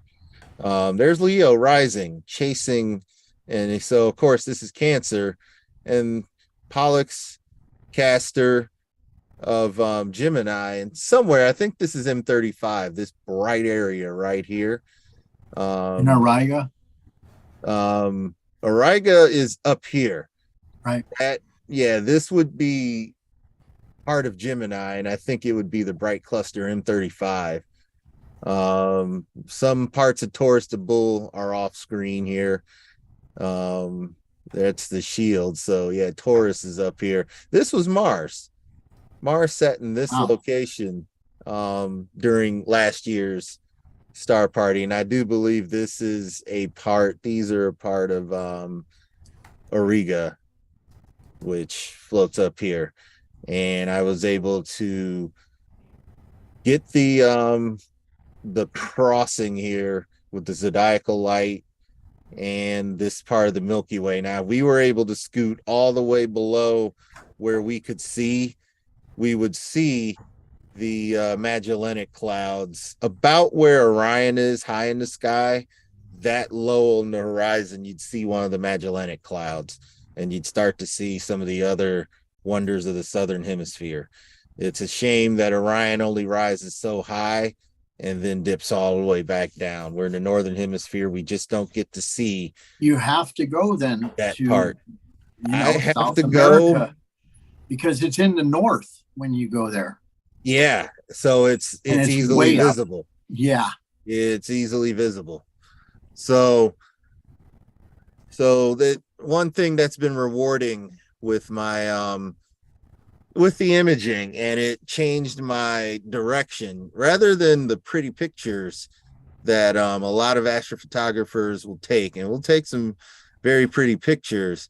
It became a matter of being able to notice some of the objects that I'm taking, and being able to share those objects in the photos. Now, as the moon comes back, and I'm going back to work, there are times when I just get tired and don't want to drive the 2.5 hours and then come back and start working to get images, but the planning can still happen. And of course, there's outreach that I'll be doing over the next couple of weeks. Even with the moon in the sky, we just turned the telescopes on the moon. So with that, I'll turn it over. We'll see what John has for us. Let's see what John Schwartz has for us tonight. Yep, good to see you again, Cameron. Thank you. Your comments are always welcome.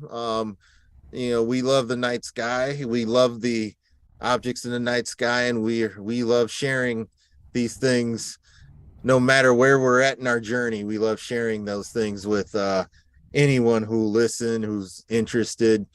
And it's always fun doing that in this forum. Right on, Adrian. I have the same philosophy as you, is that I really admire, and I do like the pretty pictures, but I just love the detail. You know, anytime you can pull some structure and also find the orientation of things, where things are, that's part of the, because then you have that connection and people can relate. Absolutely. Right? Like, you know, the biggest thing to me, a big wow moment for me. You've got your. Huh?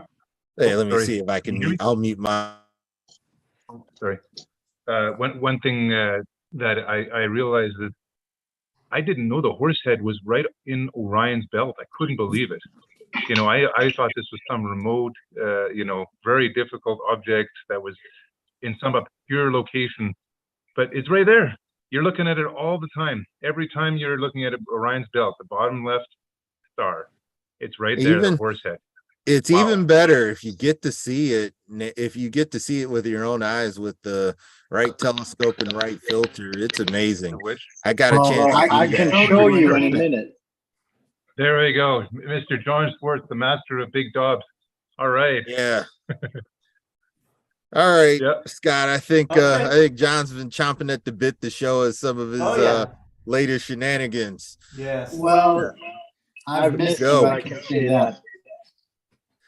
So, how is everybody doing? I think we're fine. John, I think you have the audio turned on to one of your other. Okay, yeah. Let me fix it. Hang on. An echo. My apologies.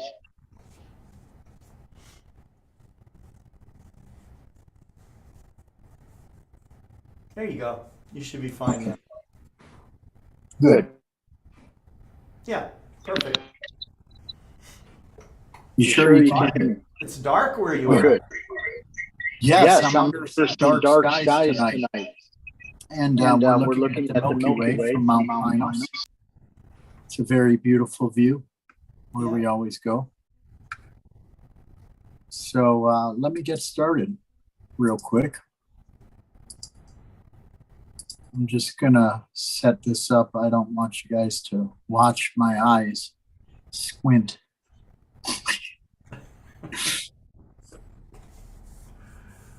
You were at a dark sky site in a shadow. So yes. It was hard to see your eyes. I know. I want to get those bionic eyes so I don't need the camera. Yeah, you don't need those. That's right. You know, if I waited for the hip replacements, I could have gotten bionics. I could have won a few races. But those are beautiful pictures, Adrian. I am very pleased with that lighthouse picture. Yeah, that lighthouse is near and dear to me, and there are a couple of other places that are near and dear to me. In one of my presentations, I have to get some images. That's that Stars and Stripes and Memorial Day moon. I have to get some images. Memorial Day. That's why. Where my pictures have been hung up. Go ahead. Yep, I called it Memorial Day moon. Mm-hmm. So I got a new flag. It's a 6-footer. And the mailman comes and says, this is my favorite street because there's so many American flags. We have some military people and a lot of law enforcement on my street. So very safe place. So this is the picture that I wanted to show you first. And I got my mouse set up now, but it's going to take a little learning curve. This is another picture of the moon. And this is looking from the other end of my valley. In the last Global Star Party, we showed you the same perspective from my house, looking at the cross on McCoy Mountain.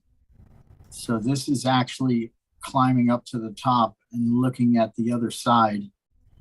and seeing the moon rise above the cross, rising over Simi Valley with the beautiful clouds. So I really like that one. I love the moon.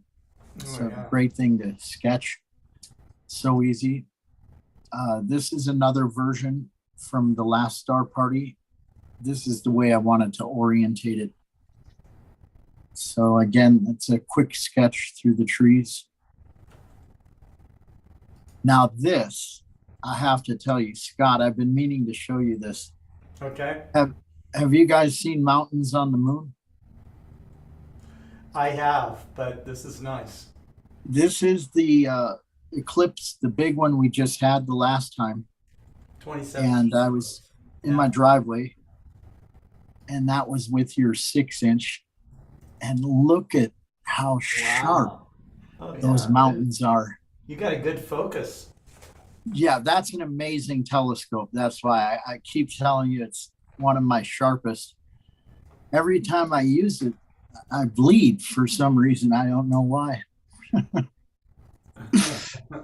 And my baby, she's been looking at the moon. That's my granddaughter. You could see that she was getting blinded by that moonlight. We painted her eyebrows on to kind of help with the glare, but she wasn't too happy about that. Oh. This is the Terminator, I call it, sketch I did from a photograph. It's a photorealistic. The Terminator was the title I used when I posted it. Almost look like you got part of Lunar X. Actually, you do have Lunar X. Yes. At the bottom. Thank you. There's the Lunar X. Well, X marks the spot, and there's a little extra for everybody. You don't get to see that too often, and because the illumination has to. I've actually seen it visually. Went to take a picture with my camera the moment I saw it in the telescope, and maybe 15 minutes later, the shadows have moved on. It does not take long. You have to catch it. You have to catch it right at that moment. The Terminator line is where those 4 craters are. Right. It's timing is everything. And you know, it's a lot of guys on cloudy nights sketch pictures of the sun rising over the craters. So you get the light play in these huge shadows. It's a amazing target to sketch because it's always revealing a different phase and different illumination on many of the hidden features. And sometimes you're just blessed to see the most amazing shadows that are hundreds of miles long. It's pretty cool. It's beautiful. Now, this was the moon and Jupiter. This is a sketch. Look at, I had some earth shine on there, and Saturn's there, right there. And there's Jupiter. It's a beautiful view to experience when you see the colors and the planets and the moon, clouds. Just makes you want to keep looking up. This was a Venus. Just a quick shot. Right now, the clouds are very visible, the sulfuric acid clouds. And if you use a minus violet filter, you might see a hint of some cloud structure. Just a little gray lines. That's about all you're going to get visually. This is one of my prize pieces. It's Orion. It's a culmination of years of work. You try to get better and better with each rendering. And the colors on this, the effect, it was a different style, a departure from my usual, photographic looking type rendering. Look at the trap. And the cloud is illuminated, in front of there by some light years. Oh, yeah. It's just amazing how we can look like at this with the geometric the geometry of the way that you're drawing this. I think it's cool. Well, I used a grid thing again. You know, it helps with your star placements. Sure. And with digital, you're able to save these and you don't take up a lot of space. The wife isn't mad. There's canvases everywhere. I'm painting in like Picasso, no shirt, but it's hot up there. That's why. So I just love to keep trying to paint these and change them and make them better with every rendering. It's a lifetime accumulation of, you know, views that I've acquired through large telescopes and perfect nights of seeing. Sure. You know, even with a little scope, you would be surprised that when the seeing opens up, you can see the central star in the ring with a 12.5-inch telescope. This was another version that I did. A little different effect.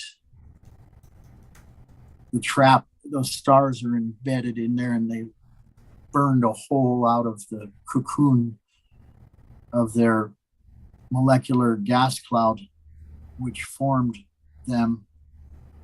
And once they ignited, they just burned all that away, just like our solar system.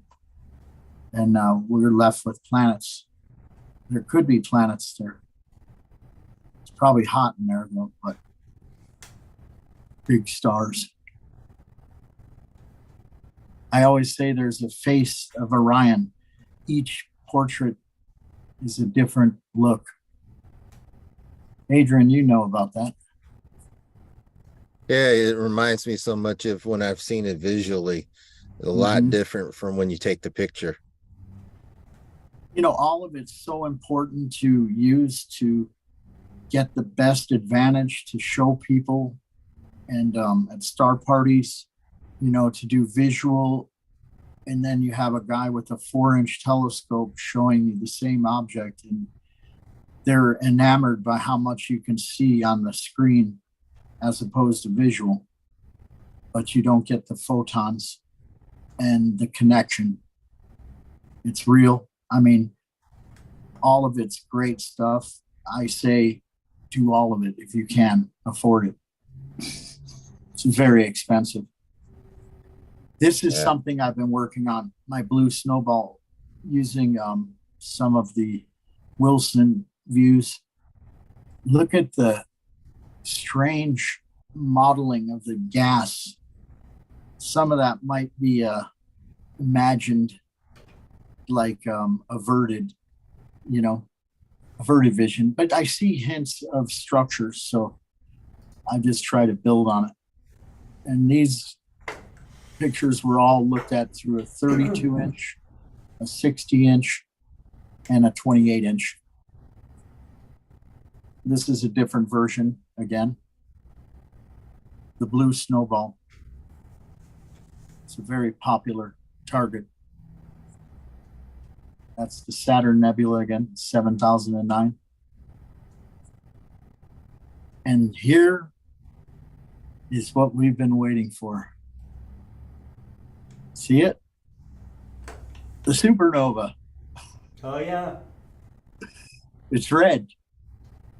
It blew like Betelgeuse is going to blow, but it's probably a lot bigger. What a beautiful galaxy. Quite a bit brighter, too. Sure. It almost looks like a foreground star. Yeah, it's incredible that from that distance, you can see that. It would be terrible if we were living near that. Man, yeah. Barbecue would be cooked. You wouldn't even have barbecue. This, I love this one. You know, it was based on our Border 1 trip with Mirko when we did the maiden voyage to get the 32-inch from Rodeo, New Mexico, Border 1. We were looking at these with binoculars. So when you unleash the 32 on it, you can't imagine the amount of detail. It's mind-blowing. The structure that appears with the seeing and the transparency and altitude, dark skies. That's what you got to do if you want to see this kind of detail, and you need big scopes. I'm sure you found a lot of times, John, that what you do is when you get to the dark sky, you start up with the little guys, and you're already amazed what you can see, and then you're training your eyes, and then all of a sudden, when you go to the big guys, it's like that. All that detail is so easy. You can focus on the next level of detail. You know, from Mount Pinos, they have great altitude, and right now we're getting clouds all day, every day, and when you go up there, you're above it. So we're getting some really good, amazing views right now up there at Mount Pinos. It's the best you're going to get for here. This is 253, also called the Silver Dollar Galaxy. And there it is, the Silver Dollar. I just had fun with this one. I put the coin over it. Nicely done. Nice. It's just fun. You know, it doesn't go over well everywhere, but for here, it's pretty cool. It gives you an idea of the name. Every galaxy, the good ones, have a name. 101 is the pinwheel. 51 is the whirlpool. There's a needle, the wedge. There's a lot of them. This is the Cat's Eye Galaxy, which is a beautiful galaxy that has a ring around it. My guess is that there was a collision, and the center one had a lot of mass, the black hole, and it just blasted a hole through that other one and created a ring circling for eternity. So it evaporates into the vacuum of space, and all the stars are gone. You know, Gugelon, I think it's called. I don't want to be here then. It's a very cold, dark, empty space, a void. And then, bang, starts all over again. And that's the Schwartz Galaxy for Commander Schwartz. I love Bard's galaxies. Yeah. Yes. We don't have any really great ones from our location because they're really far south. This is in Pegasus, right? This is in Pegasus, right? Yeah. Yeah. Yeah, it's awesome. And one of the arms has kind of splits off. Yep, yeah. 45, 35. Yeah. And these are on those best nights to see this kind of level of detail. This is the Sombrero, another famous, and a name, Sombrero. It's a beautiful galaxy. It's got the dark dust ring circling around the supermassive black hole. It's a very popular target. Pretty bright. You look over you look over Corvus, the Crow, about a third of the way to where Virgo is, and look for little Sagitta, the I use those stars. Little bitty version of Sagitta that points right to the sombrero. It points right at it. It's a chain of stars, and you just follow that in. And even in binoculars, I've been able to spy this from light polluted sky. Yeah. This is a low one.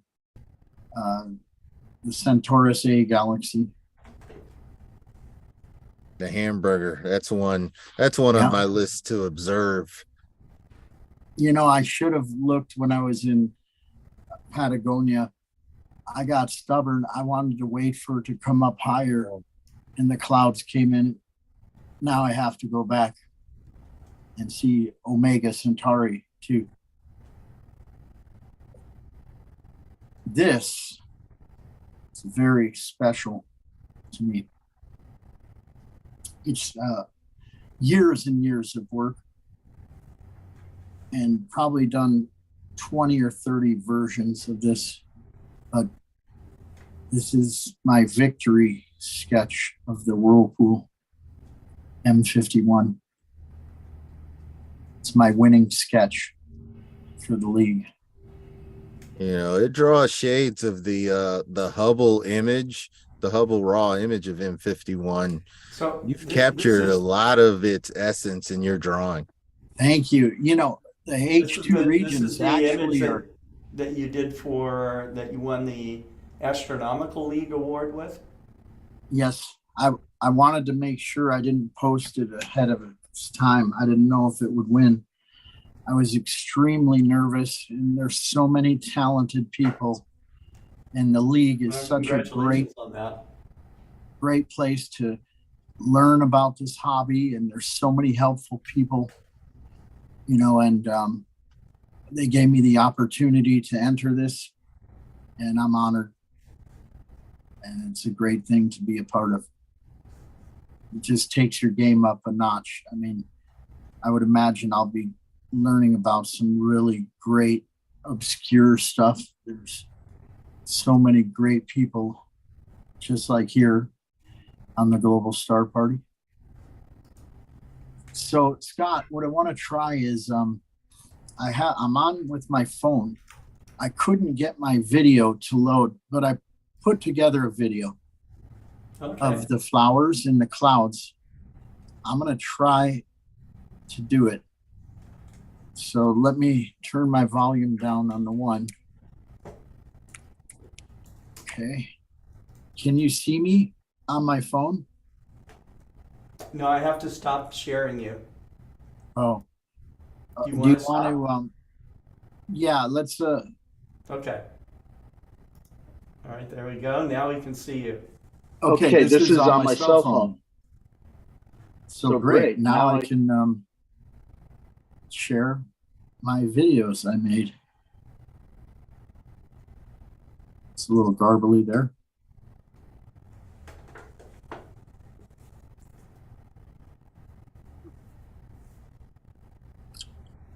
So I missed everybody. I missed Chuck and everyone else. I knew I wasn't going to be able to make it, but one of these days I'll resume my old post, interrupting all of the big guns that come in. And I enjoy talking and learning from the first half of Global Star Party, but I've been more tired as of late, so I would need to have more energy. I actually did have to work out at the office today, and that was an hour drive. So yeah, that doesn't always work out that I can listen to David's poetry, but it gives me the opportunity to play it back and watch it from there, you know, from back from the beginning. Sure. Yep. So go ahead. I'm going to step away, but I'm still here. I want to help my my good buddy John close us down. If you get your iPhone or phone I'm working. trying to see if I can get this to work. It doesn't give me the stories. It gives me pictures and albums, but no story. I'll try one other thing. Let me see. Well, I'll be right back, and when I get back, I'll see if you got it working. I hope I can. This is a great thing I was looking at.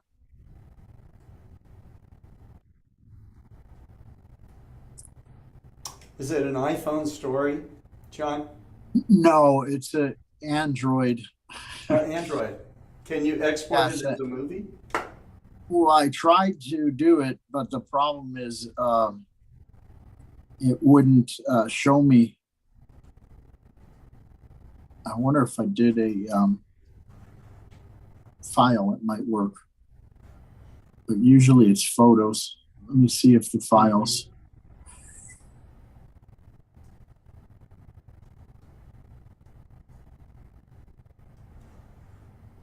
Well, I could just go into my pictures and we just won't have the music with it. I'll have to figure it out for next time. My apologies. I was struggling with it. I was really wanted to play That's it for all you all. I mean, we've seen one of the most celebrated images you'll ever draw, M51. That's a spectacular drawing, and even Cesar let me bring it up. may not be able to draw I'm it really as well. proud. Yeah. This is John, my greatest why don't you work. tell us a little bit about the contest? Well, if you want to lose your nerves, that's what you do. You enter that contest.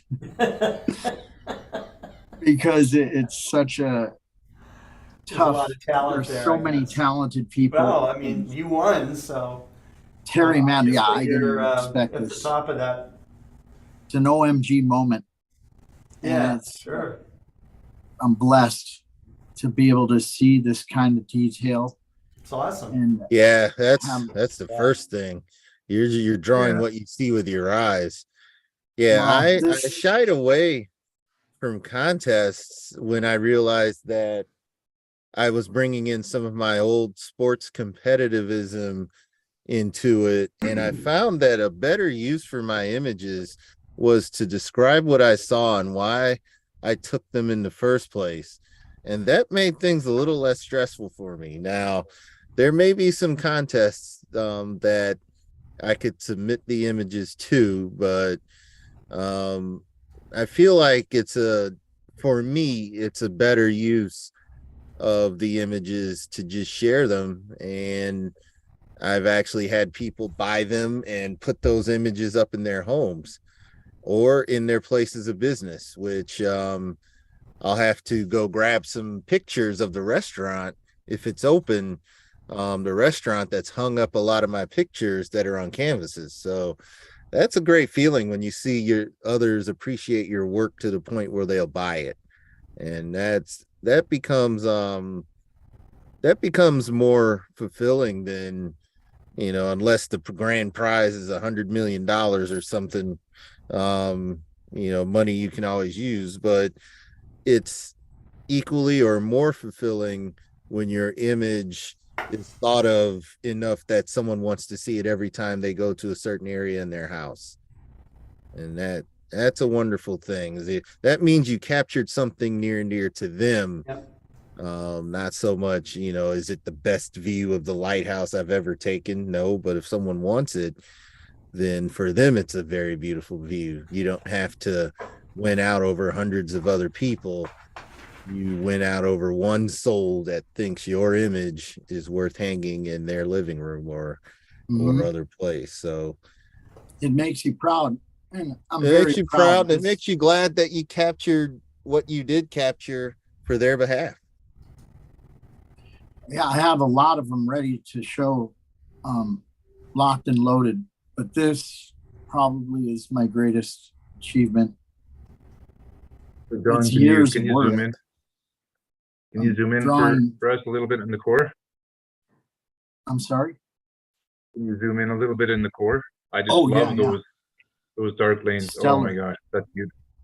You know what I mean? I mean, it just kind of reminds me of what Adrian did with with the Milky Way shots, that dust cloud obscuring the dense star forming region, and it's just awesome. Yeah, texture. Yeah, it The has core some of is that, stellar when you get the perfect shade. interplay with the shadows and that real bright. It's more of a circular core in M51, but there's It's a detail barred there. spiral too. There's Yep. a bar that comes this way. That's what's Yeah, it's a smaller causing- bar than some of the other. Right. You drew some of the larger barred spirals. M101, I think, is circular, kind of a circular, tightly packed nucleus. Yeah, I have to get the 40-inch to take this to the next level. So John, I was hopefully just going to ask you, when are you going to buy some of Norm Frolum's awesome? That's right. I'm working on it, man. I called We'll Norm. take a down payment, John, and you Get can that make mortgage. payments. We have a Yeah. railway plan, The problem Well, is the rent is doing this- due, but you need to buy it. You are worthy. You are worthy of that 100%, John. It's something like that, an instrument like that. Needs somebody like you to really. John. I'm going to bring it to star parties. I'm The going to 1 meter work out hard and make sure I roll that bad boy. Schwartz tank. What size are you looking at, John? That's the name. 40. When you spend $1 million to get that scope, call it the Schwartz tank, and you bring it to every star party, and everyone sees it. They pack their 22-inch Dobbs up, and they give up because you come in with a meter wide mirror. It's just to share. I mean, the caveat is incinerating everybody, but that's not what it's about. It's I know about it isn't. sharing. I would probably put away my 11-inch SCT unless there was something in particular I wanted to get out of mine. I was able to see M101 once upon a time. It surprised me that I had spiral arms when I didn't think the transparency in that direction was good enough. But there I was trying to locate H2 regions in M101 when I was at Okie-Tex. So, and then you can probably see M33 with the scope. When you get to that size, it's a whole new level where I can imagine, it's all about the appreciation going deeper into select objects. Like I had an 18-inch session at one point, and I got to the point where it's like, holy smokes, there's like thousands and thousands of 16th magnitude galaxies, 15th magnitude galaxies I can go after, but then when you start to point that, of course, is some of the like M51, and you see the spiral arms, it's like, oh man. And so you get a big one like that. When you share that experience, you just need to see one or two objects through one of those big scopes in a dark sky. Oh man, that's life changing. Yeah. It really is. And it's no fun unless you can share it, because that's the best part, is when people haven't seen that and they see it for the first time.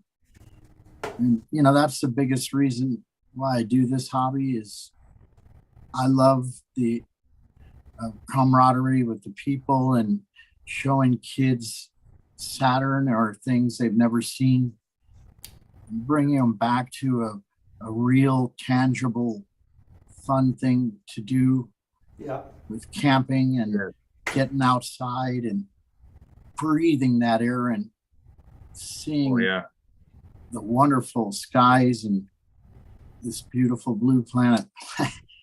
Nothing better. Watching the raccoons climb the fences. It's magical when you're going up there. You're like so giddy, you can't get there quick enough. Like, you come into the parking lot and everybody's like, slow down. I gotta get my spot, because you can't wait to set up shop. I take quite a setting too fast. Once you got your once you got your super Dob, or your super foldable Newtonian, I should say, what would be the object you'd show people? What would be the object of all the sketches and things?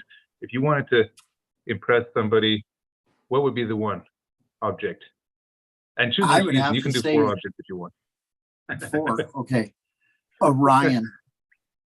Orion Nebula. Blast you off the ladder. Well, I managed to see Barnard's Galaxy in my 11-inch at Okie-Tex. I was impressed being able to pick that out.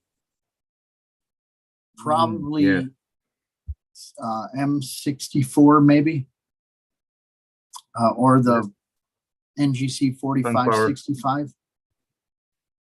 And we don't want to forget about M13 or M5. That would be a great view to. Oh yeah, yes. You see color. The stars in M13 are actually red. Yeah. And I could show you a picture. I don't know if my not video, but pictures. I was going to run you through the pictures real quick. Let me see if I can get that on this. That reminds me, Maxi's picture of Omega Centauri. That was gorgeous with the colored stars. I love that. Oh, so here's my last bit of stuff. Another set of flowers, beautiful flowers. Oh, I have to do them all. I forgot. Give me another second. I'll punch them all in. Yes, I can't wait till there's PowerPoint in my pocket so I can actually do something better than what I'm doing. But why not wait until they have holographic projection? Man, that would be. John, yeah, the phone only allows me one. You are part of this family. No, don't worry. Oh, that's beautiful. Well, let me go into here. I'm going to get off of this one. It's not really working too well. So I'll make this quick. My apologies. I wanted to really show that movie. That's okay. It was a really nice touch. Well, unfortunately, I've got to get going. And, John, I'll help you put the movie together. Okay, Adrian. Thank you, bud. Nice seeing you. It's good to see you again. It's a pleasure. I missed you, Adrian. Cameron. Yeah, I miss seeing you too. I miss seeing everybody on Global Star Party. I'm glad we've got the audiences growing. Those that are still watching are seeing what true astronomy enthusiasts do with their time, and hopefully we inspire a few of the others to get out there and go, safely go about and see what the night sky says to you. It's there's a lot going on in our world, and one way to step away from it for a few hours is to go find your local astronomy club and look through a telescope. Any telescope will do, and enjoy the night sky. Get away from it all for a little while, and realize the healing benefits of seeing something that's larger than we are here on Earth. So with that, I bid you farewell. John, that's a beautiful little drawing of flowers. I will see you all at the next, and we want to see all of you at the next Global Star Party. We're already checking in for Star Party 122, I believe. 123. 123. I'm already a Star Party behind. That's what happens when you're not here as regular. That'll be May 6th, and we're real excited. We've already got people jumping in to make presentations. So yeah, I got to get some more current Milky Way shots. I want to say throw down the gauntlet. The best part we'll see what we can do of this Global Star Party is that we get to share our experiences and years of struggle and learning curve to get this kind of imagery. Like Adrian and everybody else, it's so tough sometimes to get good results, but now we can share them with you guys. Yeah, very gratifying. Right on. And we play the long game. We are playing the long game. We like to be around, and we're here for the long haul. That's for sure. Mm-hmm. This is the evolution for me is to be able to share it, and that's why I do it. And I just love to be able to get out, and this actually makes you have to produce pictures every week. So that's the benefit, as well, is that you have to continually create work to be able to share new refreshing images, and give you guys the best pictures, best astro photos and explanations and knowledge, and you'll become an astronomer like us. That's right. A lot of gear in one night. A lot of great people. If you can just get out to your star party, or even just get a scope and see what the universe has to show you. It's a lot of amazing. And I'll say it again. The most important thing: enjoy the journey. Enjoy the step. That's right. It's an infinite universe out there. There's too much for anyone to do. Just enjoy what you can do. That's right. You know, You're right about that. Perfect.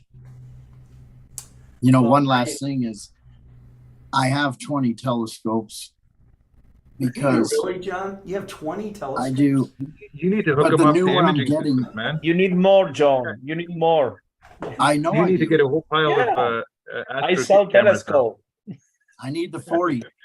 That's what I'm that's you need what my you goal need is a in the 40. I fourth know quarter. you don't have a Yes. 40. So 20. it's on sale right now, John. So Well, you roll out. I'm not trying Somebody to outdoes not you. trying to be a pushy sales guy here. You just roll out a bigger You'll one. and a regret better it one. if you don't put a down payment on it now. No, you're worthy. Yeah, I'm you are worthy. working on the bathroom in the kitchen next, but we'll get to the. It's gonna happen. I just once I make a That's call. all part of the journey. All right. Yep. You just call Yeah. the universe and say I need it for all these wonderful people that are watching us, and we want to give them a show. Can you imagine using a 40-inch telescope at a dark site? I mean, a really dark site, you know? Oh yeah. Man, that would be mind blowing. I mean, if Absolutely. you had 60-inch at Mount Pinos, Yeah. you know, we joke Norman how makes up to our images. 65-inch telescopes. He says he can do bigger, but he feels comfortable with about a 65. That's crazy. Yeah. That Orion view. God, I'm even amazed with a pair of binoculars in a dark sky. Oh You know? yeah, right. And then, you know, just getting any scope out to a dark sky. Sure. That already is Just wow no factor. scope, no scope, just laying No out scope, underneath exactly. the Milky Way, you know. You know, Yeah. when the seeing kicks in, every scope is showing a great image. It's like there is no bad images. We were looking at Mars, and even in 8-inch Schmidt-Cassegrains, they were getting a beautiful image, and everybody's so happy to get those images. It's pride of ownership. You know, I Carnuba. There is that, but it's the experience, you know, that Mhm. that calm that you feel, all your stresses kind of melt away, you know, and you know, you're out under that night sky, especially you see like a bolide coming overhead, you know, Or Iridium satellites. anything, Everybody's like, everything, either. you know, yeah. And when you're Well, really it's also into it, great camaraderie. what's disappointing to me is seeing daybreak happen. You know, and you go, "Oh my God, I've been up too late." Like, oh, light pollution. Well, Yeah. That's where the I can solar say guys. about light pollution. Mhm. 9.3. I have been out where it was just so amazing, and you're just like, you know, you just can't get enough, and then all of a sudden you look towards the east and you see the glow of the sun coming, you go, oh no. It's the worst feeling. Yeah. You know, but especially when you're up north, right? Like I'm already in Seattle. It's 47 north, right? It's already high enough. It's way up there, and doesn't get dark in the summer. till late. We only have a couple of astronomical dark, you know, and then you have people like Pekka. I hope he's doing well up in Stockholm. I mean, they're even higher in the 50s and latitude, and so it's they don't have any time in the summertime, even though that's the nice weather. You have to You just know. go there in the winter when it's dark all day, every day. Yeah. Can you tell I've been training for the 40? I'm working on my Look at that. Look at that. in order look at to those, lift the wheelbarrow handles. So I might need help. No. They probably have some sort of robotic system, winch. right? Some sort of winch system. Well, yeah. I try to manhandle it, but the problem is you break stuff when you can't handle it. So you don't want to break anything. You have a good spot to put the 40 in, John? Sorry, Still find a spot. I'm picked gonna out? make it. I'm hoping that I can bring it around and represent with Explorer, and you know, just wherever I want to go with it. Sure. Take it and just blow people's minds, and even put a camera on it. Yep. It's amazing. Yeah, you can put a fieldy rotator on it and a camera, and Yeah. they're go-to telescopes. They're Who was the fella who took Eta Carina with no tracking with that guy? Nico the was it? Hammer. Yeah. Yeah. What you want, Nicholas you know what you Arias. should have, John, I don't know if you already have it, but get a 533, just get a square sensor. And then what you do is when it rotates in the field, even, you know, you're not going to get the field rotation. It will just stack, and then it will rotate, and it will naturally turn into a circle, just like an eyepiece view. And then you can overlay that with your sketching. So that would be a great tool for you to consider to add. It's not that expensive, and That's it's a the really good quality. ZWO. ZWO, yeah, 533. Square sensor, it's like Color. $850 or something like that. Okay. Yep. Yeah, that would be really good. And then you put that on your dog, and then any field rotation, you're going to be taking short stacks anyhow. Right. And, 15 and then- seconds, 30 seconds. Yeah, You don't see no much problem. rotation. Yeah. Well, Mirko got the fieldy rotator. It's the blue one. I forgot the name of it. The Falcon. Maybe. Yeah. But he's got it on his 32. Yeah.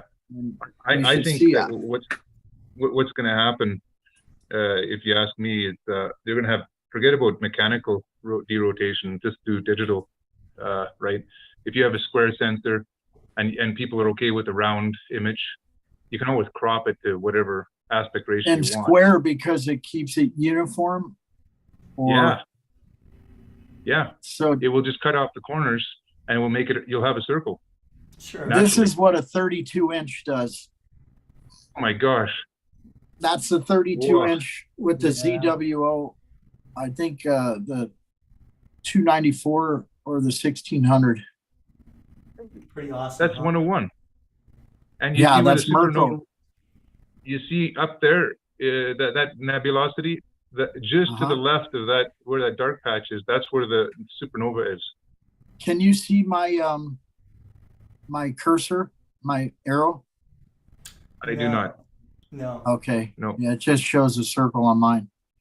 So you would say it's somewhere over here, right? There you go. Yeah, just to the left where that dark spot. So it's right in that dark nebulosity to the left of the tail of that And nebula. this That's was a actually that couple nebula. months ago.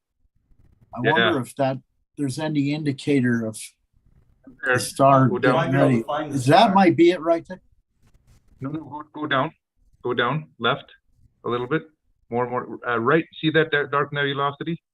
Right At here, the yeah. tail end of that, Right in the middle, that dark tadpole? hole. Exactly, right there. It's right there. So that's bright now. Yeah, it's all right beside that tadpole nebula. Yep. the You know tail. what's so crazy is when you're looking through these telescopes, you're counting so many background galaxies that you can't even believe you're seeing them. I love that. I love that. Yeah. But That just, you know, I am addicted to that now with my imaging. Like, for example, the Ring Nebula, they have like a 17th magnitude and a 16th magnitude galaxy right in the same field, right beside it. And I'm trying to make a technique where I don't blow out the ring and I get those you have galaxies. to, That's one of my projects. well, there's an art to it, you know, because you have to take the layers out and then recombine them. When I did that to Mirko, he started to call me Dr. Frankenstein. He got mad at me because I was reverse engineering his images. And he got super upset because my scope is sharper. It's pretty competitive. Here's a neat one. This was with an 8-inch Meade. Can you imagine? Wow. I mean, that is the sharpest Meade. You know, Scott, I think you might have got me that one too. For some reason, when you get me telescopes, they are. I have to get Band-Aids. Yep.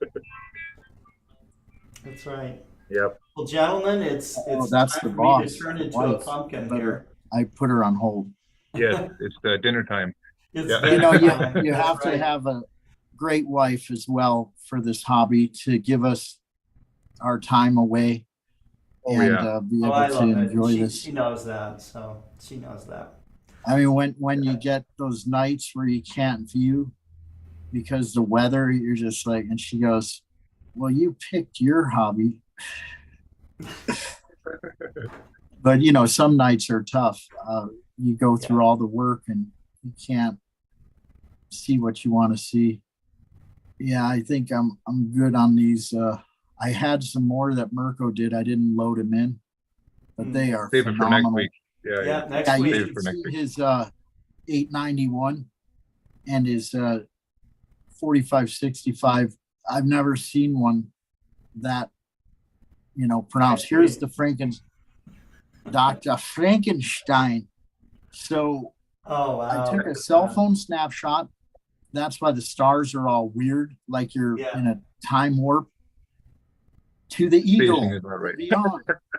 And then Mirko's is mostly the dark stuff, and the center that's from my 28 here on Earth with that ZWO camera, where people said you cannot do this, but we did it. So this is a mixed media. This is a Frankenstein. Yeah. But look at the effect. Could you imagine back in the day of Sir Lord Ross and the Speculum 72-inch? They never saw something like this. We're so blessed with technology. And that's why I've embraced. I don't know what he saw, though. I mean, he had dark skies, you know? Yeah, and that 72-inch. But up where he lived, too, he probably had a lot of cloudy nights, I would think, so. You know, those opticians, man, they were like barbarians. He had grind that mirror. Lord Ross had like 6 mirrors. Now, once you finished polishing a speculum mirror so it was really reflective, it started to immediately tarnish. Okay? So within, I don't know, a week or so, it was too tarnished and wasn't at its peak. So he had, I think it was 6 other mirrors waiting so that he could have one polished up, you know, always ready to go, and so that he could use that scope at a moment's notice. A lot of work, you know, mounting that massive mirror. I can't imagine how much it weighed, and you know, climbing up those ladders and getting on those platforms to look through that giant 72-inch telescope. You know, not for the faint of heart. So, yeah. No, I can tell you this. After one night of observing, I might have summited the Eiffel Tower, but after 3, I've already went up and down the Dubai Tower probably twice. And I'll tell you, when you go home, you're shot. And the problem with this hobby is when you show people this stuff and they stay up all night, well, the solar observers expect you to not go to bed. Stay up all day. You've got to look at the sun now. I remember sneaking away when Steve had his telescope and everybody came to see the 32, and that was my moment to sneak out and go back to the hotel and go to sleep. Go to sleep. Yeah, that's right. Because I could tell you, this hobby, you got to be tough to stay up that many times. You know what the thing is, John, is it's such a addictive and such a all-encompassing hobby, and it's just such a good feeling. It's so enriching and also very motivating. It just kind of speaks to your soul, if you will. You really do have to pace yourself. Like I said, that's why I keep on saying there's another side of when I say keep enjoy the journey. Make sure you keep on enjoying. You don't want to turn it into work. Oh, people burn out. They burn out. Oh, it is serious about it. It's not fun anymore. You know, they'll have. That's why it's not a business. They'll be going along and something won't work or something, you know, and they'll they're furious, you know, during this moment. And yeah, when you you have can't a let yourself go catastrophic there. failure Yeah. and you're ready to image, boy, but you find out in a hurry what great people are actually in this hobby. And they, you know, they're there for you. Yeah, and that's they'll right. come out with their box of bolts and Oh, yeah. whatever they got to just help you. That's why you go get- observing with a club. You know, it's safer, it's better, it's more fun, you know. Yeah. Yeah. Yeah, or go to some of your events. Yeah. Well, we've got the next one coming up will be the annular eclipse. So now we'll have a dark sky night as well. So Yeah, but, I've more- asked my wife. Yeah.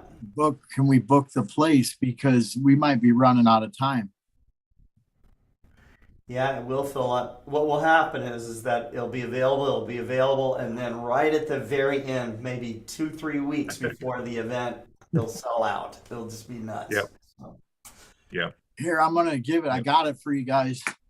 So this is Mirko's 45. One more, okay, John. Okay. You wanted to look at something? Oh man, this is amazing. This is That's gorgeous. with the 32. Oh my gosh, that's pretty amazing. that is gorgeous.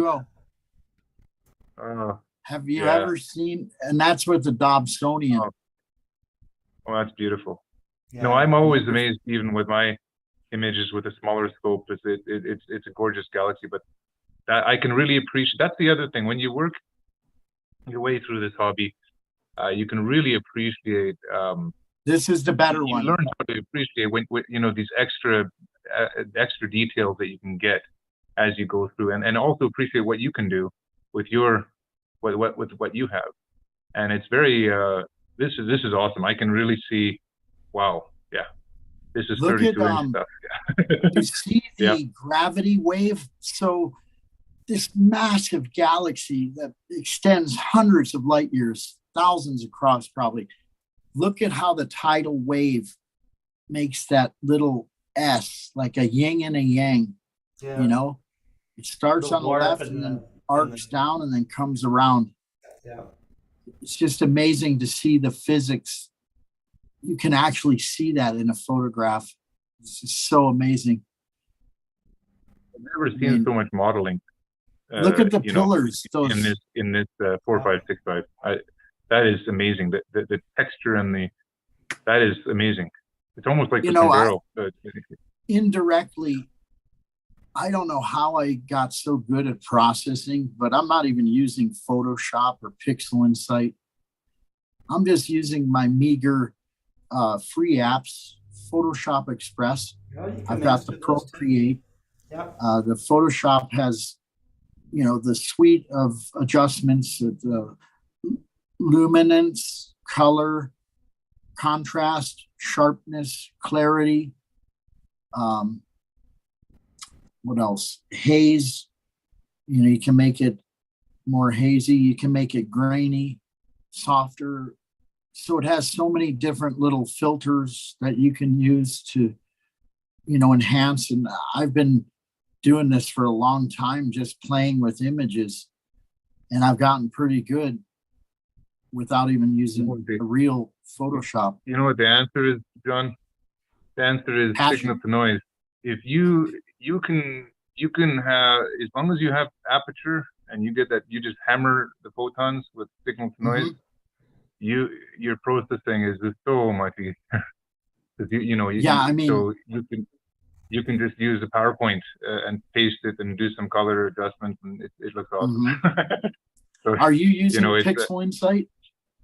Well, you saw what I was doing. I don't know if you were there earlier, John. I was with your school, but I'm kind of hacking around with Gradient Expert, Graxpert, Zero, and GIMP. GNU Image I've heard about GIMP.